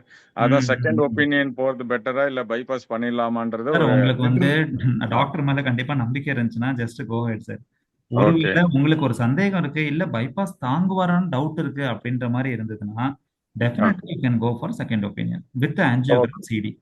Okay sir okay Ramana sir, my yes sir suggestion is நீங்க வந்து சாரை வந்து ஒரு தடவை உடைய இமீடியட்டா கன்சல்ட் பண்ணீங்கன்னா உங்களுக்கு ஓகே நல்ல ஒரு ஸ்ட்ராங்கான ஒரு இது டிசிஷன் கிடைக்கும். கண்டிப்பா சார் சார் கண்டிப்பா வந்து சார் சார் வந்து லேட்டஸ்ட் டெக்னாலஜி யூஸ் பண்ணிட்டு இருக்கிறதுனால ஹோப்ஃபுல்லி ஓகே நீங்க நினைக்கிறபடி சக்சஸ்ஃபுல்லா வந்து சாட்டிஸ்ஃபைடா இருக்கும். ஸோ நீங்க ஓகே திருச்சியில ஆனா வந்து என்னைக்குமே வந்துட்டு ஓவர் த ஃபோன் கன்சல்டேஷன் எங்கேயுமே அதுமா எடுக்காதீங்க. தட் மே ஆமா நாட் பி ஓகே ஹெல்ப்ஃபுல். ஒரு ஓகே ஒப்பீனியன் வேணா எடுத்துக்கலாம் தவிர லைக் அதை வச்சு டெசிஷன் வந்து எடுக்காதீங்க. கண்டிப்பா சார் கண்டிப்பா சார் நேர்ல ஓகே பார்க்காம ஆன்ஜியோகிராம் சிடி கூட பார்க்காம டெசிஷன் எடுக்கிறது கரெக்டா இருக்காது. Okay okay sir right. ம். Thank you sir thank you sir thank you. Next Kulothunga sir. Hello, good evening sir. Good good evening evening doctor. Sir. சொல்லுங்க சார். பேஸ் மேக்கர் வந்து இப்போ லேட்டஸ்டா ஒரு மாடல் சொன்னீங்க. ஆமா அது எப்படி டபுள் சேம்பர் பேஸ் மேக்கரை விட இது நல்லா அட்வான்டேஜா இருக்குமா? சார், காஸ்ட் அதாவது எப்படி என்னன்னா இருக்கும்? இதுல நான் ஒரு விஷயம் அதுல சொல்ல விட்டுட்டேன், இப்போ நான் ஆட் பண்ணிக்கிறேன். ஸோ யாருக்கு இந்த லீட்லெஸ் பேஸ் மேக்கர் வேணும்? எல்லாருக்கும் வேணுமா? அதுதான் நீங்க கேட்குற கேள்வி இல்லையா? ஸோ அதாவது நார்மலா துடிப்பு கம்மியா இருந்தா ரொட்டீனா நம்ம வைக்கிற டுவெல் சேம்பர் பேஸ் மேக்கரே போதும், அந்த பேட்டரி அண்ட் ஒயர். ஸோ யாருக்கெல்லாம் லீட்லெஸ் பேஸ் மேக்கர் வேணும் அப்படின்னா, இப்போ அந்த பேஸ் மேக்கர் ஆல்ரெடி வச்சவங்களுக்கு இன்ஃபெக்ஷன் வந்திருக்குன்னு வச்சுக்கோங்க, அவங்களுக்கு மறுபடியும் பேஸ் மேக்கர் வச்சா மறுபடியும் இன்ஃபெக்ஷன் வர்றதுக்கு வாய்ப்பு இருக்கு. ஸோ அவங்களுக்கு இந்த லீட்லெஸ் பேஸ் மேக்கர் வைக்கலாம். இது ஒன்று. Second group of patients high risk for இன்ஃபெக்ஷன்ஸ்னு இருப்பாங்க. அதாவது கிட்னி ஃபெயிலியர் இருக்க பேஷண்ட் டயாலிசிஸ்ல இருக்காங்கன்னு வச்சுக்கோங்க. ஸோ அவங்களுக்கு இன்ஃபெக்ஷன் ரிஸ்க் ஜாஸ்தி. இல்லை ஏஜ் 80க்கு மேலே இருந்தால் அவங்களுக்கும் இன்ஃபெக்ஷன் இருக்கிறதுக்கு வர்றதுக்கான சான்சஸ் ஜாஸ்தி. ஸோ ஒருவேளை ரொம்ப ஃப்ரெயிலாக இருக்காங்க, அதாவது எலும்பும் தோலுமா இருக்காங்க, ஸோ அவங்களுக்குலாம் பார்த்தீங்கன்னா அந்த பேட்டரி வச்சோன்னா அது எரோட் ஆகி வெளியிலே வந்துடும் சில சமயம். ஸோ அவங்களுக்கெல்லாம் நம்ம லீட்லெஸ் பேஸ் மேக்கர் வச்சோம்னா பெட்டராக இருக்கும். சில பேருக்கு பார்த்தீங்கன்னா இந்த ப்ளீடிங் ரிஸ்க் இருக்கும், வால்வுல ப்ராப்ளம் இருக்கும். ஸோ அவங்களுக்கு நார்மல் பேஸ் மேக்கர் வைக்கிறது கஷ்டம். அந்த லீக் இருந்தால் லீக் அதிகமாகும். ஸோ ஒயர் இருக்கிறதுனால தான் மெயினாக இன்ஃபெக்ஷன் வர்றதுக்கு ரிஸ்க் இருக்கு. ஸோ இதில் அந்த ஒயர் இல்லாததுனால அவங்களுக்கு இன்ஃபெக்ஷன் ரிஸ்க் கம்மியாகும். இன்னொன்று பேட்டரி வைக்கும் போது சில பேர் டேப்லெட்ஸ் எடுத்துட்டு இருப்பாங்க, பிளட் தின்னர் டேப்லெட்ஸ்லாம் எடுக்கும் போது அப்போ அவங்களுக்கு உள்ள ப்ளீடிங் வர்றதுக்கு சான்சஸ் இருக்கும். So last group of patient பார்த்தீங்கன்னா இந்த கேன்சர் பேஷண்ட்ஸ், கேன்சர் சர்வைவர்ஸ், இல்லை நியூலி இல்லை இந்த கீமோ இதெல்லாம் எடுத்துட்டு இருக்க பேஷண்ட்ஸ், இல்லை ஆல்ரெடி ட்ரீட்டட் கேன்சர் பேஷண்ட், அவங்களாம் இம்யூனோ காம்ப்ரமைஸ்டாக இருப்பாங்க. ஸோ இம்யூனோ காம்ப்ரமைஸ்டாக இருக்கையில் அகெயின் அவங்களுக்கும் கிருமி தொற்று வர்றதுக்கு வாய்ப்பு இருக்கு. ஸோ ஒரு ஃபாரின் பாடி நம்ம வெளியில வைக்கும் போது டெஃபினட்டாக இன்ஃபெக்ஷன் ரிஸ்க் இருக்கும். ஸோ இந்த சின்ன கேப்சூல் உள்ள பொருத்தும் போது அவங்களுக்கு இன்ஃபெக்ஷன் நம்ம அவாய்ட் பண்ணிக்கலாம். ஸோ இதெல்லாம் தான் வந்து நமக்கு இண்டிகேஷன்ஸ், இந்த யாருக்கெல்லாம் லீட்லெஸ் பேஸ் மேக்கர் வைக்கணும். ஸோ ரொட்டீனாக எல்லாருக்கும் வைக்கணுன்ற அவசியம் இல்லை. அதை இப்போ அப்ராட்ல பண்ணிட்டு தான் இருக்காங்க. எப்படின்னா காஸ்மெட்டிக்காக பெட்டராக இருக்கும்னு. ஸோ வெளியில ஸ்கார் எதுவுமே இருக்காது, உள்ளுக்குள்ள மட்டும்தான் இருக்கும். ஸோ ஒரு 20 வயசு ஒரு பையனுக்கு இல்லை ஒரு 20 வயசு பொண்ணுக்கு வந்து பேஸ் மேக்கர் தேவைப்படுதுன்னா அங்கே என்ன பண்றாங்கன்னா டைரக்டா லீட்லெஸ் பேஸ் மேக்கரே வச்சுக்கிறாங்க. அது இண்டிவிஜுவல் சாய்ஸ். இது இப்போ சேலத்துலலாம் கிடைக்குதுங்களா சார் இந்த மாதிரி ப்ரொவிஷன்? என்னங்க? இந்த ஃபெசிலிட்டி சேலம் ஹாஸ்பிட்டல்லாம் அவைலபிளா இருக்குங்களா சார்? எந்த ஹாஸ்பிட்டல் கேக்குறீங்க? சேலத்துல சேலம்லயா? சேலம்ல வந்துட்டு தெரியலங்க இருக்கான்னு. லீட்லெஸ் பேஸ் மேக்கர் இப்போ வந்து பாத்தீங்கன்னா இங்க அப்போலோல பண்ணிட்டு இருக்கோம். அப்புறமேல லைக் காவேரியில பண்றாங்க. எல்லா ஹாஸ்பிட்டல்ஸ்லயும் பண்றது இல்லை. ஏன்னா இது பண்றதுக்கான எக்ஸ்பர்டிஸ் தேவைப்படுது. அதுக்கான டாக்டர்ஸ் அவைலபிள் இல்லை. ஏன்னா இது வந்து எலக்ட்ரோபிசியாலஜிஸ்ட்ன்றவங்க தான் பண்ணுவாங்க. ஸோ சேலம் வந்து எலக்ட்ரோபிசியாலஜிஸ்ட் கிடையாது. ஓ சரிங்க டாக்டர். அதாவது உங்களுக்கு மேஜர் சிட்டிஸ் இப்போ இதுல சென்னையில இருக்காங்க, மதுரை, கோயம்புத்தூர், திருச்சி. ஸோ இந்த இடங்கள்ல தான் உங்களுக்கு வந்து எலக்ட்ரோபிசியாலஜிஸ்ட் அவைலபிளா இருக்காங்க. Okay okay, thank you doctor. Okay okay thank you. Kamalakrishnan. Sir, thank you, sir. Thank you for the session, sir. Thank you. Sir, which is the gold standard test to diagnose block இருக்கான்னு கண்டுபிடிக்கிறதுக்கு இது sir gold standard test. Sir block இருக்கான்னு பாக்குறதுக்கு angiogram தான் sir கண்ணால பாத்துற முடியும். What about treadmill sir? ட்ரெட்மில்ன்றது ஒரு இன்டைரக்ட் எவிடன்ஸ் தான் சார் இருக்கும். அதாவது எஃபர்ட் டாலரன்ஸ். உங்களால நடக்க முடியுதா, நடக்கும்போது உங்களுக்கு எதுவும் தொந்தரவு இருக்கா அப்படின்றத பாக்குறது தான் ட்ரெட்மில். ஸோ இப்போ சில பேர் என்னன்னா நடக்கும்போது எனக்கு லைட்டா வலி வருது, நடக்கும்போது மூச்சு வாங்குதுன்பாங்க. அவங்களுக்கு தான் மெயினா நம்ம வந்து ட்ரெட்மில் பண்ணுவோம். அதாவது டெஃபினட்டா பிளாக் இருக்குன்னு சஸ்பிஷன் இருந்ததுன்னா டைரக்டா ஆஞ்சியோகிராம் அட்வைஸ் பண்ணுவோம். ஒருவேளை பிளாக் இருக்கா இல்லையான்னு தெரியல, அதாவது நடந்தா லைட்டா மூச்சு வாங்குதுன்றாரு, ஒருவேளை அடைப்பு இருக்கலாம். ஸோ அப்படின்னு அந்த மைல்டு சஸ்பிஷன் இருக்கையில தான் நம்ம அந்த ட்ரெட்மில் டெஸ்ட் பண்றோம். ஸ்ட்ராங் சஸ்பிஷன் இருந்தா ஆஞ்சியோகிராம் அட்வைஸ் பண்றோம். ஒரு மைல்டு டு மாடரேட் சஸ்பிஷன் இருந்துச்சுன்னா அவங்களுக்கு ட்ரெட்மில் சொல்லுவோம். ஸோ ட்ரெட்மில்ல அந்த 4 ஸ்டேஜ் அவங்க நடக்கும்போது இசிஜியில் சேஞ்ச் இருக்கான்றதை நம்ம பார்க்குறோம். அதே மாதிரி அவங்களுக்கு நெஞ்சு வலி அந்த டைம்ல வருதான்றதை பார்க்கணும். ஸோ இதெல்லாம் வந்துச்சுன்னா மோஸ்ட் லைக்லி பிளாக் இருக்கலாம் அப்படின்றத நம்ம சொல்லுவோம். ஸோ இதில் வந்து ஃபால்ஸ் பாசிட்டிவும் வரலாம், ஃபால்ஸ் நெகட்டிவும் வரலாம். அதாவது என்ன அர்த்தம்னா ஒரு மைல்டு பாசிட்டிவ் டிஎம்டின்னு வச்சுக்கோங்களேன். நிறைய தடவை பார்த்துருங்க, டாக்டர் சொல்லுவாங்க மைல்டு பாசிட்டிவ்னு. மைல்டு பாசிட்டிவ் சம்டைம்ஸ் பிளாக் இருக்கலாம், சம்டைம்ஸ் நார்மலாகவும் இருக்கலாம். சில பேருக்கு பார்த்தீங்கன்னா அதாவது ஸ்ட்ராங் பாசிட்டிவாக இருக்கும், ஆனால் பார்த்தா உள்ள பிளாக்கே இருக்காது. இப்போ டிஎம்டி மட்டும் பாசிட்டிவாக இருக்கும், ஆனால் பிளாக் இருக்காது. ஸோ இது கோல்டு ஸ்டாண்டர்ட்னு நம்ம சொல்ல முடியாது. So when you ask for gold standard test, it is always angiogram. Thank you sir. Excellent sir. Thank you sir. Sir இந்த பிபிடி கொஞ்சம் க்ளோஸ் பண்ணிட்டீங்கன்னா உங்க பேஸ் கொஞ்சம் நல்லா தெரியும். Okay sir. ஓகே இருங்க, ஸ்டாப் ஷேரிங் போகிறேன். Stop sir. Okay sir. Okay இப்போ வந்து சாரி சார், உங்களை பின் பண்றது வேலை இது பண்ணிட்டேன். வேணா அன்மியூட் பண்ணிங்க. அன்மியூட் பண்ணி. இப்போ பொதுவா ஒரு கேள்வி என்ன கேக்குறாங்கன்னா, ஒருத்தருக்கு வந்து ஒரு தடவை ஸ்டென்ட் வச்சாச்சு, பேஸ் மேக்கர் வச்சாச்சு, ஏதோ எல்லாம் பண்ணியாட்டோம், திருப்பி அவங்களுக்கு வந்து மறுபடியும் அட்டாக் வர்றதுக்கு எத்தனை முறை அட்டாக் வர்றதுக்கு சாய்ஸ் இருக்கு, எவ்வளவு நாள் சர்வீர் ஆகிறதுக்கு சாய்ஸ் இருக்குங்கிற ஒரு common question. Okay sir. So இது நல்ல கொஸ்டின். ஆக்சுவலி ஒரு ஹார்ட் அட்டாக் வந்துருச்சுன்னா நம்ம வைக்கிற ஸ்டென்ட்ன்றது டெம்பரரி சொல்யூஷன் தான், பெர்மனன்ட் சொல்யூஷன் கிடையாது. ஏன்னா இப்போ நான் உங்களுக்கு அந்த பிபிடியில் காமிச்சிருப்பேன், ஒரு எல்லோ கலர்ல அந்த கொலஸ்ட்ரால் டெபாசிட் ஆகிட்டு இருக்கு, நடுவில் ஒரு கிளாட் ஃபார்ம் ஆயிருக்கு. நம்ம என்ன பண்ணுவோம்னா பலூன் வச்சு அந்த பிளாக்கை சைடில் தள்ளிடுவோம். ஸோ வெசலோட சைடில் புஷ் பண்ணிட்டு ஸ்டென்ட் வச்சிருப்போம். ஸோ பிளாக் வேற எங்கேயும் மறைஞ்சு போயிடல, சைடில் தான் இருக்கு. ஸோ நீங்கள் டேப்லெட்ஸ் லைஃப் லாங் எடுக்கணும். ஒருவேளை டேப்லெட் இடையில விடுறீங்க, இல்லை சுகர் கண்ட்ரோல் இல்லாமல் வைக்கிறீங்க, ப்ரெஷர் அன்கண்ட்ரோல்டாக இருக்கு, கொலஸ்ட்ரால் அதிகமாக இருந்தால் என்ன ஆகும்னா அந்த பிளாக் திரும்பி உள்ள வரலாம், இல்லை புதுசாக பிளாக் டெவலப் ஆகலாம். ஸோ நம்மளுக்குள்ள risk factors sugar, pressure, cholesterol, thyroid இதெல்லாம் கண்ட்ரோல்ல வைக்கலன்னா அட்டாக் வரலாம். நடுவில் கிராஸ் டாக் வரும். Annamalai. Okay sir, sorry sir. Okay. So நம்மளோட ரிஸ்க் ஃபேக்டர்ஸை கண்ட்ரோலில் வைக்கலன்னா மறுபடியும் அட்டாக் வரலாம். இன்னொன்று, அட்டாக் வந்தவங்கள நிறைய பேர் நம்ம பார்க்குறது ஸ்மோக்கிங் திரும்பி கண்டினியூ பண்ணுவாங்க. மேபி முன்னாடி நான் ஒரு பேக்கெட் பிடிச்சேன், இப்போ 2 சிகரெட் தான் டெய்லி பிடிக்கிறேன்பாங்க. அவங்களே இதை ஜஸ்டிஃபை பண்ணிக்குவாங்க, நான் குறைச்சிட்டேன் சார் முந்தி மாதிரி இல்லைன்பாங்க. ஸோ இந்த ரிஸ்க் ஃபேக்டர்ஸ் பேட் ஹேபிட்ஸை கண்டினியூ பண்ணீங்கன்னா மறுபடியும் அட்டாக் வரதுக்கு வாய்ப்பு இருக்கு. 2 ரீசன்னால வரலாம். ஒன்று இந்த ஸ்டென்ட் பிளாக் ஆகி அட்டாக் வரலாம், இல்லை புதுசாக பிளாக் டெவலப் ஆகலாம். சார் அது ஒன்று. அப்புறம் சார் இப்போ ரீசெண்டாக என்னுடைய நண்பர் ஒருத்தருக்கு வந்து எதேச்சியா போய் ஒரு மாஸ்டர் செக்அப் பண்ணும்போது அவருக்கு ஒரு மேஜர் சர்ஜரி வரைக்கும் போயிடுச்சு ஹார்ட்ல.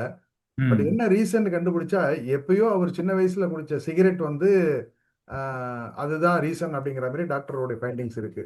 ஸோ ம் சிகரெட் ஸ்டாப் பண்ணிட்டாரு. அவர் ரொம்ப நாள் முன்னாடி ஸ்டாப் பண்ணிட்டாரு. கிட்டத்தட்ட ஒரு 20 இயர்ஸ் பேக் வந்து அவர் சிகரெட் குடிக்க அவர் முதல்ல ஆரம்பத்தில் ஒரு லாரி டிரைவராக இருந்தார். அதுக்கப்புறமா இதுவாக வந்தார், இன்சூரன்ஸ் ஃபீல்டு வந்துட்டு. இன்னைக்கு அவர் is a okay professional. But ஆனால் அப்போ உள்ள பாதிப்பு வந்து இப்போ ம் வந்திருக்கு அப்படிங்கிற மாதிரி ஒரு ஃபைண்டிங்ஸ் கொடுத்தாங்க. ஓகே ஸோ ஸ்மோக்கிங் வந்து எப்போ பண்ணியிருந்தாலுமே அது ஒரு இம்பாக்ட் வந்து ஃபியூச்சரில் வருங்கிறதுக்கு அது ஒரு எக்ஸாம்பிளாக தெரியுது. ஸோ ம் நீங்கள் அதை பற்றி என்ன சார் சொல்றீங்க? ஸோ ஸ்மோக்கிங் யூஸ்வலி குவிட் பண்ணிட்டு ஃபர்ஸ்ட் 10 இயர்ஸ் வரைக்கும் உங்களுக்கு அந்த ரிஸ்க் கண்டிப்பாக அதிகமாக தான் இருக்கும் compare to general population. So நார்மலாக நான் ஸ்மோக்கரோட கம்பேர் பண்ணல, ப்ரீவியஸாக ஸ்மோக் பண்ணவங்க up to 10 years after quitting smoking அவங்களோட ரிஸ்க் வந்து ஜென்ரல் பாப்புலேஷன் கம்பேர் பண்ணல அதிகமாக தான் இருக்கும். After 10 years risk will be almost equal to the general population. ஒரு ஸ்மோக் பண்ணாதவங்களுக்கு ஈக்குவல் ஆயிடுவாங்க 10 இயர்ஸ்க்கு அப்புறம். சப்போஸ் அது வரைக்கும் பிளாக் டெவலப் ஆகலைன்னா மறுபடி அது நம்ம ஸ்மோக்கிங்னால தான் வந்ததுன்னு நம்ம சொல்ல முடியாது. இப்போ நீங்க சொன்ன ஒரு particular person 20 years after quitting ஸ்மோக்கிங்னா டெஃபினட்டா அதனால அவருக்கு அட்டாக் வரல. ஸோ வேற என்ன ரீசன்ஸ்ன்றதை பார்க்கணும். அவர் ஒபிசிட்டி இருக்கலாம், ஃபேமிலி ஹிஸ்டரி, ஜெனட்டிக் ஃபேக்டர்ஸ் இருக்கலாம், அப்பா அம்மாவுக்கு சின்ன வயசுலேயே வந்து அட்டாக் வந்திருக்கலாம், கொலஸ்ட்ரால் அதிகமாக இருக்கலாம் அன்கண்ட்ரோல்டா. ஏன்னா நீங்கள் லாரி டிரைவர்ன்றீங்க முன்னாடி. ஸோ அப்போ அவர் வந்து அன்டைமில் போயிட்டு ஒரு சாப்பிட்றது எல்லாம் இருக்கும். ஆயிலி ஃபுட்ஸ் வெளியில தான் சாப்பிடுவாங்க, கண்டிப்பாக வீட்டு சாப்பாடே இருக்காது. ஸோ அவங்களுக்கு கொலஸ்ட்ரால் கண்ட்ரோல் இல்லாமல் இருந்திருக்கலாம். இதெல்லாம் ரீசன்ஸாக இருந்திருக்கலாம் ஹார்ட் அட்டாக். ஸோ இப்போ நம்ம திரும்பியும் ஸ்மோக்கிங்னால தான் உனக்கு அட்டாக் வந்ததுன்னு நம்ம சொல்ல முடியாது. Okay sir, thank you sir. Mister Saravanan Karaikal, unmute பண்ணீங்க சார். அன்மியூட் கேளுங்க இப்போ. சார் ஓகே சார், கேக்குதுங்களா? கேக்குது. சொல்லுங்க சார். வணக்கம் சார், என் பேர் சரவணன், நான் காரைக்கால்ல பேசுறேன். சொல்லுங்க சார். சார் எனக்கு பிபி கிடையாது, சுகர் ஓகே. கிடையாது, கொலஸ்ட்ரால் கிடையாது, ம் தம் அடிக்கிறமோ தண்ணி அடிக்கிற பழக்கமோ கிடையாது. ம் டெய்லி ஜிம்முக்கு போயிடுவேன், காலையில சாயந்தரம் வாக்கிங் போயிடுவேன். ஆயில் சாப்பாடுலாம் வந்து லிமிட்டா தான் இருப்பேன். Super but sir. எனக்கு போன 6/6/2025 நைட்டு வந்து செஸ்ட் பெயின் வந்துச்சு. ம் அப்புறம் ஹாஸ்பிட்டலைஸ் பண்ணோம். அப்புறம் ஹார்ட் அட்டாக் அப்படின்ட்டாங்க. அப்புறம் சென்னை ட்ரிபிள் எம் போனோம். அப்புறம் 16/6 போன வருஷம் இந்த டேட் ஓஹோ 1 2025. Year anniversary. ஆமா, பைபாஸ் சர்ஜரி பண்ணிட்டாங்க. Okay okay. இப்ப வந்து என்ன சொல்றாங்க அப்படின்னாக்க, இப்ப எனக்கு வந்து திருப்பியும் ஹார்ட் அட்டாக் வர்றதுக்கு வாய்ப்பு இருக்குது. இப்பயும் நம்ம கண்ட்ரோலா தான் இருக்கோம். பட் நான் அந்த ஜிம்மோ மற்றதோ பண்ணல. ஓகே. வாக்கிங் மட்டும் போயிட்டு இருக்கேன் காலையில ஈவினிங். திருப்பி நாம வந்து திருப்பி பழையபடி கொஞ்சம் பாடி எக்ஸசைஸ் மாதிரி ஜிம் எல்லாம் போகலாமா, அது எப்படி இது பண்ணிக்கிறது? ஸோ திருப்பி இப்படி வராம இருக்கிறதுக்கு ப்ரிகாஷன்ஸ். ஆனா எனக்கு ஃபாதர் மதர் எனக்கு, நான் அந்த டாக்டர்டே கேட்டேன், சார் எப்படி இது மாதிரி இருக்கு அப்படின்னு. ஃபாதர் மதர் 2 பேருக்குமே ஹார்ட் அட்டாக் தான். அவங்களுக்கு ஹார்ட் அட்டாக் தான். ஸோ ஜெனட்டிக் ஃபேக்டர் வந்து ரொம்ப முக்கியமானது சார். இப்போ உங்களுக்கு வந்து மற்றபடி எல்லாமே நார்மல் தான், பட் ஜீன்ஸில் அந்த ஹார்ட் அட்டாக்கான ரிஸ்க் இருக்கிறதுனால உங்களுக்கு வந்து வந்திருக்கு லாஸ்ட் இயர். பைபாஸ் பண்ணிட்டா யூஸ்வலி வந்துட்டு எந்த ஒரு ப்ராப்ளமும் இருக்காது. சப்போஸ் ஃபர்ஸ்ட் 3 months நீங்கள் கிராஸ் பண்ணிட்டீங்கன்னா, ஏன்னா பைபாஸ் பண்ணி ஃபர்ஸ்ட் 3 மாதம் தான் முக்கியமான ஒரு பீரியட். அந்த டைமில் ஸ்ட்ரோக் வரலாம், நிறைய ரிஸ்க் இருக்குது, இன்ஃபெக்ஷன் ரிஸ்க் எல்லாமே. ஸோ அந்த 3 months கிராஸ் பண்ணி இப்போ நீங்கள் 1 year கம்ப்ளீட் பண்ணிட்டீங்க. ஸோ அப்படின்னா என்னன்னா இது ஒரு சக்ஸஸ்ஃபுல் பைபாஸ் சர்ஜரி, சரிங்களா? அது first point. So once it is a successful bypass surgery, usually அடுத்த 20 வருஷத்துக்கு எந்த ஒரு பிரச்சனையும் கிடையாது. ஓகே, இது உங்களுக்கு வந்து பைபாஸ் பண்ண டாக்டரே கூட சொல்லியிருப்பாங்க. ஸோ ஃபர்ஸ்ட் 3 months நீங்கள் கிராஸ் பண்ணிட்டீங்கன்னா டெஃபினட்டா அடுத்த ஒரு 15 to 20 years உங்களுக்கு எந்த ஒரு ப்ராப்ளமும் இருக்காது. ஜஸ்ட் நீங்க அந்த ரிஸ்க் ஃபேக்டர்ஸை கண்ட்ரோல்ல வச்சுக்கணும். ஏதாவது இருந்ததுன்னா ரெகுலராக வாக்கிங் எல்லாம் பண்ணலாம். ஸ்ட்ரென்த் ட்ரைனிங் நீங்கள் வந்துட்டு ஜிம் போகலாம், அந்த கார்டியோன்றது பண்ணலாம், ஒரு 1/2 an hour வேணா பண்ணலாம், எக்ஸ்டென்சிவாக ரொம்ப பண்ணிடக்கூடாது. ஸோ ஒரு ஏரோபிக் எக்ஸசைஸ் இஸ் ரெக்கமெண்டட். அதாவது வாக்கிங்கு, ஜாகிங்கு, சைக்கிளிங்கு அதெல்லாம் பண்ணலாம் 1/2 an hour to 45 minutes at least everyday. So மறுபடியும் ஹார்ட் அட்டாக்கான ரிஸ்க் ரொம்பவே கம்மி தான். என்னை கேட்டிங்கன்னா உங்களோட ஆன்ஜியோகிராம் நான் பார்க்கல அதெல்லாம், பட் ஜென்ரலாக நான் சொல்கிறேன், யூஆர் அதர்வைஸ் ஏசிம்டமேட்டிக். உங்களுக்கு வந்து நெஞ்சு வலி, மூச்சு திணறல், எந்த ஒரு ஆக்டிவிட்டி லிமிடேஷன் எதுவுமே கிடையாது. பைபாஸ் பண்ணி 1 year ஆகுது. என்ன ஏஜ்னு தெரிஞ்சுக்கலாமா சார்? 57 சார். 57. ஸோ நீங்கள் இதை பற்றி பெருசாக ஒரி பண்ண வேண்டியதே இல்லை. நீங்கள் பாட்டு சார் ஹெல்த்தி பேலன்ஸ்டு டயட்டாக எடுத்துக்கோங்க, வாக்கிங் போங்க, உங்களோட ஒர்க்கை பாருங்க, நல்லா தூங்குங்க, டேப்லெட்ஸை விட்டுறாதீங்க. மினிமல் டேப்லெட்ஸ் தான் இருக்கும், அது கண்டினியூ பண்ணிக்கோங்க. ஸோ 3 டேப்லெட் அட்ரோஸ்டாஸ்டின் கார்டியால் அந்த இது ஒன்று. ஏன்னா யூஸ்வலாக பைபாஸ் பண்ணதுக்கப்புறம் மெடிசின்ஸ் கம்மியாக தான் இருக்கும். ஸோ நீங்கள் பெருசாக ஒன்றும் ஒரி பண்ண வேண்டியதில்லை, மறுபடியும் அட்டாக் வந்துருமோ அப்படின்ட்டு. ஒரு டைம் வந்து தப்பிச்சு பைபாஸ் பண்ணியாச்சு. ஸோ அடுத்து வர்றதுக்கான வாய்ப்புகள் கம்மி தான். Okay sir, thank you thank you sir. Sir. Thank you doctor sir. Okay. Saravanan sir, நீங்கள் வந்து ஒரு தடவை திருச்சியில் போய் சாரை கன்சல்ட் பண்ணுங்க. ஏன்னா சார் வந்து உங்களுக்கு ஹோப்பாக கொடுத்துருக்காரு. சார் ஓகே சொல்லியிருக்காரு 20 இயர்ஸ் வரைக்கும் உங்களுக்கு ஒன்றும் ப்ராப்ளம் இல்லைன்னு சொல்லிட்டு. நான் ஒரு 10 வருஷம் சேர்த்து சொல்கிறேன். நீங்கள் அடிக்கடி இந்த மாரி லுகி மீட்டிங் அட்டன் பண்ணிகிட்டே இருங்க. இன்னைக்கு காலையில் நீங்கள் ஒரு 4 hours ஜாலியாக உட்காந்துருந்தீங்க. லுகி மீட்டிங் சார், அட்டன் பண்ணினாலே ஆயுசு கூடும். தேங்க்யூ. கண்டிப்பா. இப்போ இறுதியாக கணேசன், வெள்ளூர் சாப்டருடைய செக்ரட்டரி, ஓட் ஆஃப் தேங்க்ஸ். நீங்கள் ஏதோ கேள்வியும் கேட்க நினைக்கிறீங்க, சார்ட்ட ஒரு கேள்வி கேட்டுட்டு ஓட் ஆஃப் தேங்க்ஸும் சொல்லிடுங்க அப்படியே. அதுக்கு முன்னாடி சார்ட்ட ஃபைனலாக ஒரே ஒரு கேள்வி. சார், சொல்லுங்க சார். நீங்கள் வந்து ஒரு எமர்ஜென்சியாக வந்து ஒருத்தருக்கு டாக்டர் கையில் என்னென்ன மாத்திரை வச்சுக்கணும்னு அன்னைக்கு நீங்கள் தஞ்சாவூரில் ஆமாம் சொன்னீங்க, ஆமாம் அதை ஆமாம். மட்டும் ஒரு தடவை ரிமைண்ட் பண்ணுங்க சார். ஸோ டேப்லெட் டிஸ்பிரின் 325 மில்லிகிராம், இது வந்து சால்யூபிள் ஆஸ்பிரின், அப்படியே தண்ணியில் கரைச்சி நீங்கள் குடிச்சிடலாம். So Disprin 325 milligram, clopidogrel 300 milligram, atorvastatin 80 milligram. So 3 tablet. Disprin 325 milligram soluble aspirin அது. ரெண்டாவது குளோபிடோக்ரல் 300 மில்லிகிராம். மூணாவது அட்டோர்வாஸ்டாட்டின் 80 மில்லிகிராம். இந்த 3 டேப்லெட் வந்து ஒரு ஹார்ட் அட்டாக் ஆல்ரெடி வந்த பேஷண்ட்டாக இருந்தாலும் சரி, இல்லை ஹார்ட் அட்டாக்கு ரிஸ்க் உள்ள பேஷண்ட்டாக இருந்தாலும் சரி, அதாவது sugar, pressure, cholesterol, thyroid, smoker, இதில் எந்த இதில் கேட்டகரியில் இருந்தாலுமே கண்டிப்பாக நீங்கள் வீட்டில் வச்சுருக்கணும். செஸ்ட் பெயின் வந்த உடனே இந்த டேப்லெட் போட்டுட்டிங்கன்னா அந்த வலி குறைஞ்சிரும். ஸோ தட் உங்களுக்கு கொஞ்சம் டைம் கிடைக்கும் ஹாஸ்பிட்டலில் போய் ட்ரீட்மெண்ட் எடுக்கிறதுக்கு. ஏன்னா நிறைய பேர், அதாவது 50% ஆஃப் ஹார்ட் அட்டாக் பீப்புள் என்ன ஆகும்னா ஹாஸ்பிட்டலே ரீச் பண்ண முடியாது, வலி வந்த உடனே கொலாப்ஸ் ஆயிடுவாங்க. ஸோ இந்த லோடிங் டோஸ் அப்படின்ற இந்த 3 மெடிசன்ஸ் மட்டும் நீங்கள் எடுத்துட்டீங்கன்னா, ஸோ இது நீங்கள் வாங்குறதுக்கு முன்னாடி, ஐ மீன் இதை நீங்கள் எடுத்துக்கிறதுக்கு முன்னாடி ஒரு மெடிக்கல் கன்சல்டேஷன் எடுத்துக்கிறது பெட்டர். மேபி உங்கள் மெடிக்கல் ஃப்ரெண்ட் யாராவது இருப்பாங்க, அவங்கள்ட்ட ஒரு டைம் கேட்டுக்கலாம் இது எடுத்துக்கலாமா அப்படின்ட்டு. ஸோ சில பேருக்கு கேள்வி வரும், ஒருவேளை எனக்கு ஹார்ட் அட்டாக்கே இல்லாமல் அந்த டேப்லெட் போட்டால் எதுவும் காம்ப்ளிகேஷன்ஸ் வருமானு. ஒன்றுமே பயப்பட வேண்டாம், ஒரே ஒரு டோஸ் தான். இந்த 3 டேப்லெட் எடுக்கையில் உங்களுக்கு ஒன்றும் பண்ணாது. மேபி கொஞ்சம் வயிறு எரிச்சல் இருக்கலாம், அது பிரச்சனை இல்லை. ஏன்னா இதோட பெனிஃபிட் ஜாஸ்தி, ரிஸ்க்கை விட பெனிஃபிட் ஜாஸ்தி. யார் இது கண்டிப்பாக யோசிச்சு கவனமாக எடுக்கணும்னா, ஆல்ரெடி அல்சர் ப்ளீடிங் வந்தவங்க. வெறும் அல்சர் இருக்கவங்க பிரச்சனை இல்லை, ஆல்ரெடி அல்சர் ப்ளீடிங் ஆயிருக்கு, எண்டோஸ்கோப்பிலாம் பண்ணியிருக்கீங்கன்னா அவங்க கொஞ்சம் கவனமாக இருக்கணும். அவங்களுக்கும் இது தேவைப்படும், பட் எப்போ வேணும்னா கண்டிப்பாக ஒரு மெடிக்கல் ஃப்ரெண்ட் யார்ட்டையாவது கேட்டு இல்லை ஒரு ஃபிசிஷியன் பார்த்ததுக்கு அப்புறம் தான் எடுக்கணும். Thank you doctor. இன்னைக்கு வந்து ஒரு எல்லாருக்கும் இன்னைக்கு வந்திருந்த அத்தனை பேருக்கும், இனி யூடியூப்ல பார்க்கக்கூடிய அத்தனை பேருக்குமே வந்து ஒரு ஐ ஓப்பனர் செஷன் நம்ம சொல்லலாம். ஸோ இந்த ஐ ஓப்பனர் செஷனை வந்து எங்களுக்கு எல்லாருக்கும் கோபி சார்ட்ட அடிக்கடி கேட்டுட்டே இருந்தேன். ஏன்னா இந்த செஷன் வந்து அன்னைக்கு ஒரு லிமிட்டெட் பீப்புள்ஸ் மட்டும்தான் பார்க்க முடியுது. சாரை வந்து எப்படியாவது ஜூம்ல வரவழைச்சாக்க கண்டிப்பா வந்து எல்லாருக்கும் பிரயோஜனமா இருக்கும், நாங்க இதை வந்து யூட்டிலைஸ் பண்ணிப்போம் அப்படின்ட்டு. ஸோ அதுக்கு வந்து இந்த வகையில நான் வந்து நன்றி கடன் பட்டிருக்கேன். So thank you sir.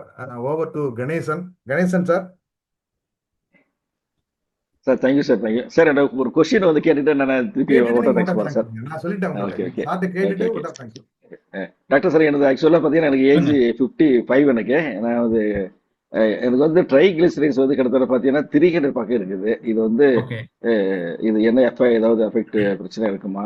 இது ட்ரைகிளிசரைட்ஸ் வந்து அதிகமாகிறதுக்கு முக்கியமான காரணம் நம்ம சாப்பிட்ற ஸ்நாக்ஸ், அந்த பேக்கரி ஐட்டம்ஸ் தான். அந்த ஆயில் ரீஹீட்டிங்னால வர்றது தான் அந்த ட்ரைகிளிசரைட்ஸ் மெயினாக. ஸோ வடை, பஜ்ஜி இதெல்லாம் சாப்பிடையில உங்களுக்கு ட்ரைகிளிசரைட்ஸ் ரைஸ் ஆகும். இன்னொரு reason apart from food habits என்னன்னு பார்த்தீங்கன்னா ஜெனட்டிக். சில பேருக்கு ஃபேமிலியில் ட்ரைகிளிசரைட்ஸ் மட்டும் அதிகமாக இருக்கும், மற்ற கொலஸ்ட்ரால் நார்மலாக இருக்கும், எல்டிஎல் டோட்டல் கொலஸ்ட்ரால் எல்லாமே, ட்ரைகிளிசரைட் மட்டும் அதிகமாக இருக்கும். ஸோ ஃபஸ்ட்டு வந்து diet and lifestyle modification. நீங்கள் வந்துட்டு அதிகமாக மட்டன் எடுத்துக்கிறீங்க, இல்லை அதிகமாக நீங்கள் வந்துட்டு லைக் ஆயிலி ஃபுட்ஸ் எடுத்துக்கிறீங்கன்னா அதை ஃபஸ்ட்டு குறைக்கணும். ரெண்டாவது, இது வரைக்கும் வாக்கிங்கே போகலைன்னா நடக்க ஆரம்பிக்கணும். ஒரு 30 to 45 minutes brisk walking everyday. இந்த diet and lifestyle modification பண்ணிவிட்டு ஒரு 2 months கழித்து திரும்பி கொலஸ்ட்ரால் செக் பண்ணி பாருங்கள், ட்ரைகிளிசரைட் அப்பயும் குறையலைன்னா அப்போ நீங்கள் அதுக்கு மெடிசன்ஸ் எடுக்கிற மாதிரி இருக்கும். பட் என்ன மெடிசன் என்கிட்ட கேட்காதீங்க, ஏன்னா டோஸ்லாம் வேரி ஆகும். ஸோ உங்களுக்கு பக்கத்தில் உள்ள ஃபிசிஷியனை பார்த்து நீங்கள் டேப்லெட்ஸ் எடுத்துக்கலாம். Okay okay okay okay okay thanks okay okay okay sir. Session நல்லா அருமையா போச்சு இல்லையா? சூப்பரா போச்சு, அருமையா போச்சு, அருமையா. ஆக்சுவலா பாத்தீங்கன்னா இப்போ நீங்க பாண்டிச்சேரியில இருந்து கேட்டுட்டு இருக்கீங்க. பாண்டிச்சேரியில தான் டிரைவ்ல இருந்தேன் சார் நானு. ஆக்சுவலா ஓட் ஆஃப் தேங்க்ஸ் எனக்கு கொடுத்துருக்காங்க. ஓட் ஆஃப் தேங்க்ஸ் செஷன் முடிச்சிடலாம். Okay okay. நமது லுகி ஃபவுண்டர் பிரசிடென்ட் நமது கலெக்டர் திரு ஐயா ஸ்ரீனிவாசன் ஐயா அவர்களை பாதங்களை வணங்கி வந்து நம்மளுடைய லுகி வந்து பார்த்தோன்னு வச்சுங்களேன், எஜுகேஷன் ரிலேட்டடா நம்மளுடைய தொழில் சார்ந்த அறிவு வந்து ரெகுலரா கொடுத்துட்டு இருக்கோம். நம்ம வந்து லுகி எல்லாத்துக்கும் கொடுத்துட்டு இருக்கு. இன்னைக்கு பார்த்தோன்னு வச்சுக்கலாம் டிஃப்ரெண்டா வந்து வந்து நம்மளுடைய உடல் சார்ந்த நம்மளுடைய நோய் இல்லாம நம்மளுடைய வந்து பாத்தீங்கன்னா நம்ம வந்து ஏன்னா வந்து சுவர் இருந்தால் தான் சித்திரை வர முடியும். வாழ்க்கையில தலைவர் சொல்லுவாரு, ஒர்க் லைக் ஏ டாக், அதாவது நாயை போல உழைக்கணும், ராஜா போல அனுபவிக்கணும். ஸோ நம்ம வாழ்க்கையை அனுபவிக்கிறதுக்கு வந்து உடல் ரொம்ப முக்கியம். நம்மளுடைய நோய் இல்லாமல் ஆரோக்கியம் இருந்தால் தான் வந்து வாழ்க்கையை நம்ம அனுபவிக்க முடியும். நம்மளுடைய பின்னால சந்ததிகளுக்கு வந்து நம்ம எல்லாமே கொடுத்துட்டு போக முடியும். ஸோ இன்னைக்கு வந்து பார்த்தீங்கன்னா மெயின் வந்து இந்த ஹார்ட் அட்டாக் வந்து பெரிய பிரச்சனை. இன்னைக்கு வந்து ஒரு 30 வயசு பையன்லேருந்து எல்லாத்துக்குமே வர ஆரம்பிச்சிருது ஹார்ட் அட்டாக்கு. அந்த ஹார்ட் அட்டாக் வந்து நிறைய விஷயம் சார் சொன்னார் இன்னைக்கு டாக்டர் சுந்தரம் சார். பார்த்தீங்கன்னா வந்து ஹார்ட் அட்டாக் வர்றதுக்கு வந்து கொலஸ்ட்ரால் தான் ரீசன் அப்படின்னு சொல்லிட்டு நம்ம நினைச்சிட்டு இருந்தோம். அதை தாண்டி பார்த்தீங்கன்னு வச்சுங்களேன், நம்ம வந்து பார்த்தீங்கன்னா வெயின்ல வந்து பார்த்தீங்கன்னா கால்சியம் டெபாசிட் ஆயிருந்தாலும் வந்து ஹார்ட் அட்டாக் வரும். இதெல்லாம் புது விஷயம் அதெல்லாம் வந்து ஆக்சுவலா. அது அடுத்தது பார்த்தோம்னா வந்து இன்னும் நிறைய வந்து நம்மளுடைய எலக்ட்ரோ, அதாவது வந்து ஹார்ட்டுக்கு வந்து அந்த கரண்ட் தேவைன்றாரு. வந்து அது ரிலேட்டடாக வந்து சார் வந்து பார்த்தீங்கன்னா எக்ஸ்பர்ட்டாக இருக்காங்க. இன்னைக்கு வந்து பார்த்தீங்கன்னா ஏகப்பட்ட விஷயங்கள் நமக்கு வந்து ஹெல்த் ரிலேட்டடாக வந்து ஹார்ட் ரிலேட்டடாக வந்து நிறைய விஷயங்கள் வந்து சார் சொன்னார். இது வந்து பார்த்தீங்கன்னா எல்லாத்துக்குமே வந்து ரொம்ப பயனுள்ளதாக அமைஞ்சது இது. அது எஸ்பெஷலாக பார்த்தீங்கன்னா எங்களுக்கு வந்து வெள்ளூர் சாப்டருக்கு வந்து நம்ம தலைவர் வந்து திரு லுகியோட ஆல் இண்டியா பிரசிடென்ட் திரு குருபதி சார் வந்து இந்த வாய்ப்பு வந்து வெள்ளூர் சாப்டர் கொடுத்ததுக்கு வந்து நாங்கள் ஸ்பெஷலாக வந்து அவருக்கு நன்றி தெரிவிச்சுக்கிறோம். நாங்கள் நம்ம டாக்டர் சார் வந்து பார்த்தீங்கன்னா வந்து டாக்டர் சி சுந்தரம் சார் வந்து அருமையாக எக்ஸ்பிளைன் பண்ணாங்க. அவருக்கு வந்து நம்மளுடைய வெள்ளூர் சாப்டர் சார்பாக லுகி ஆல் இண்டியா சார்பாகும் மனமார்ந்த நன்றியை தெரிவிச்சுக்கிறேன் நான். அடுத்தது பார்த்தீங்கன்னு வச்சுக்கிறேன், இது ஏற்பாடு பண்ணுறதுக்காக அதோடைய அப்போலோ ஹாஸ்பிட்டல்ஸ் கோஆர்டினேட்டர் திரு கோபிநாத் பாபு அவர்களுக்கு வந்து ஸ்பெஷல் தேங்க்ஸ் சொல்லிக்கிறேன். நாங்கள் வந்து ஏன்னா வந்து அவர் தான் வந்து ஆக்சுவலாக அரேஞ்ச் பண்ணி சாரை வந்து கொண்டு வந்து பேச வச்சுருக்காங்க.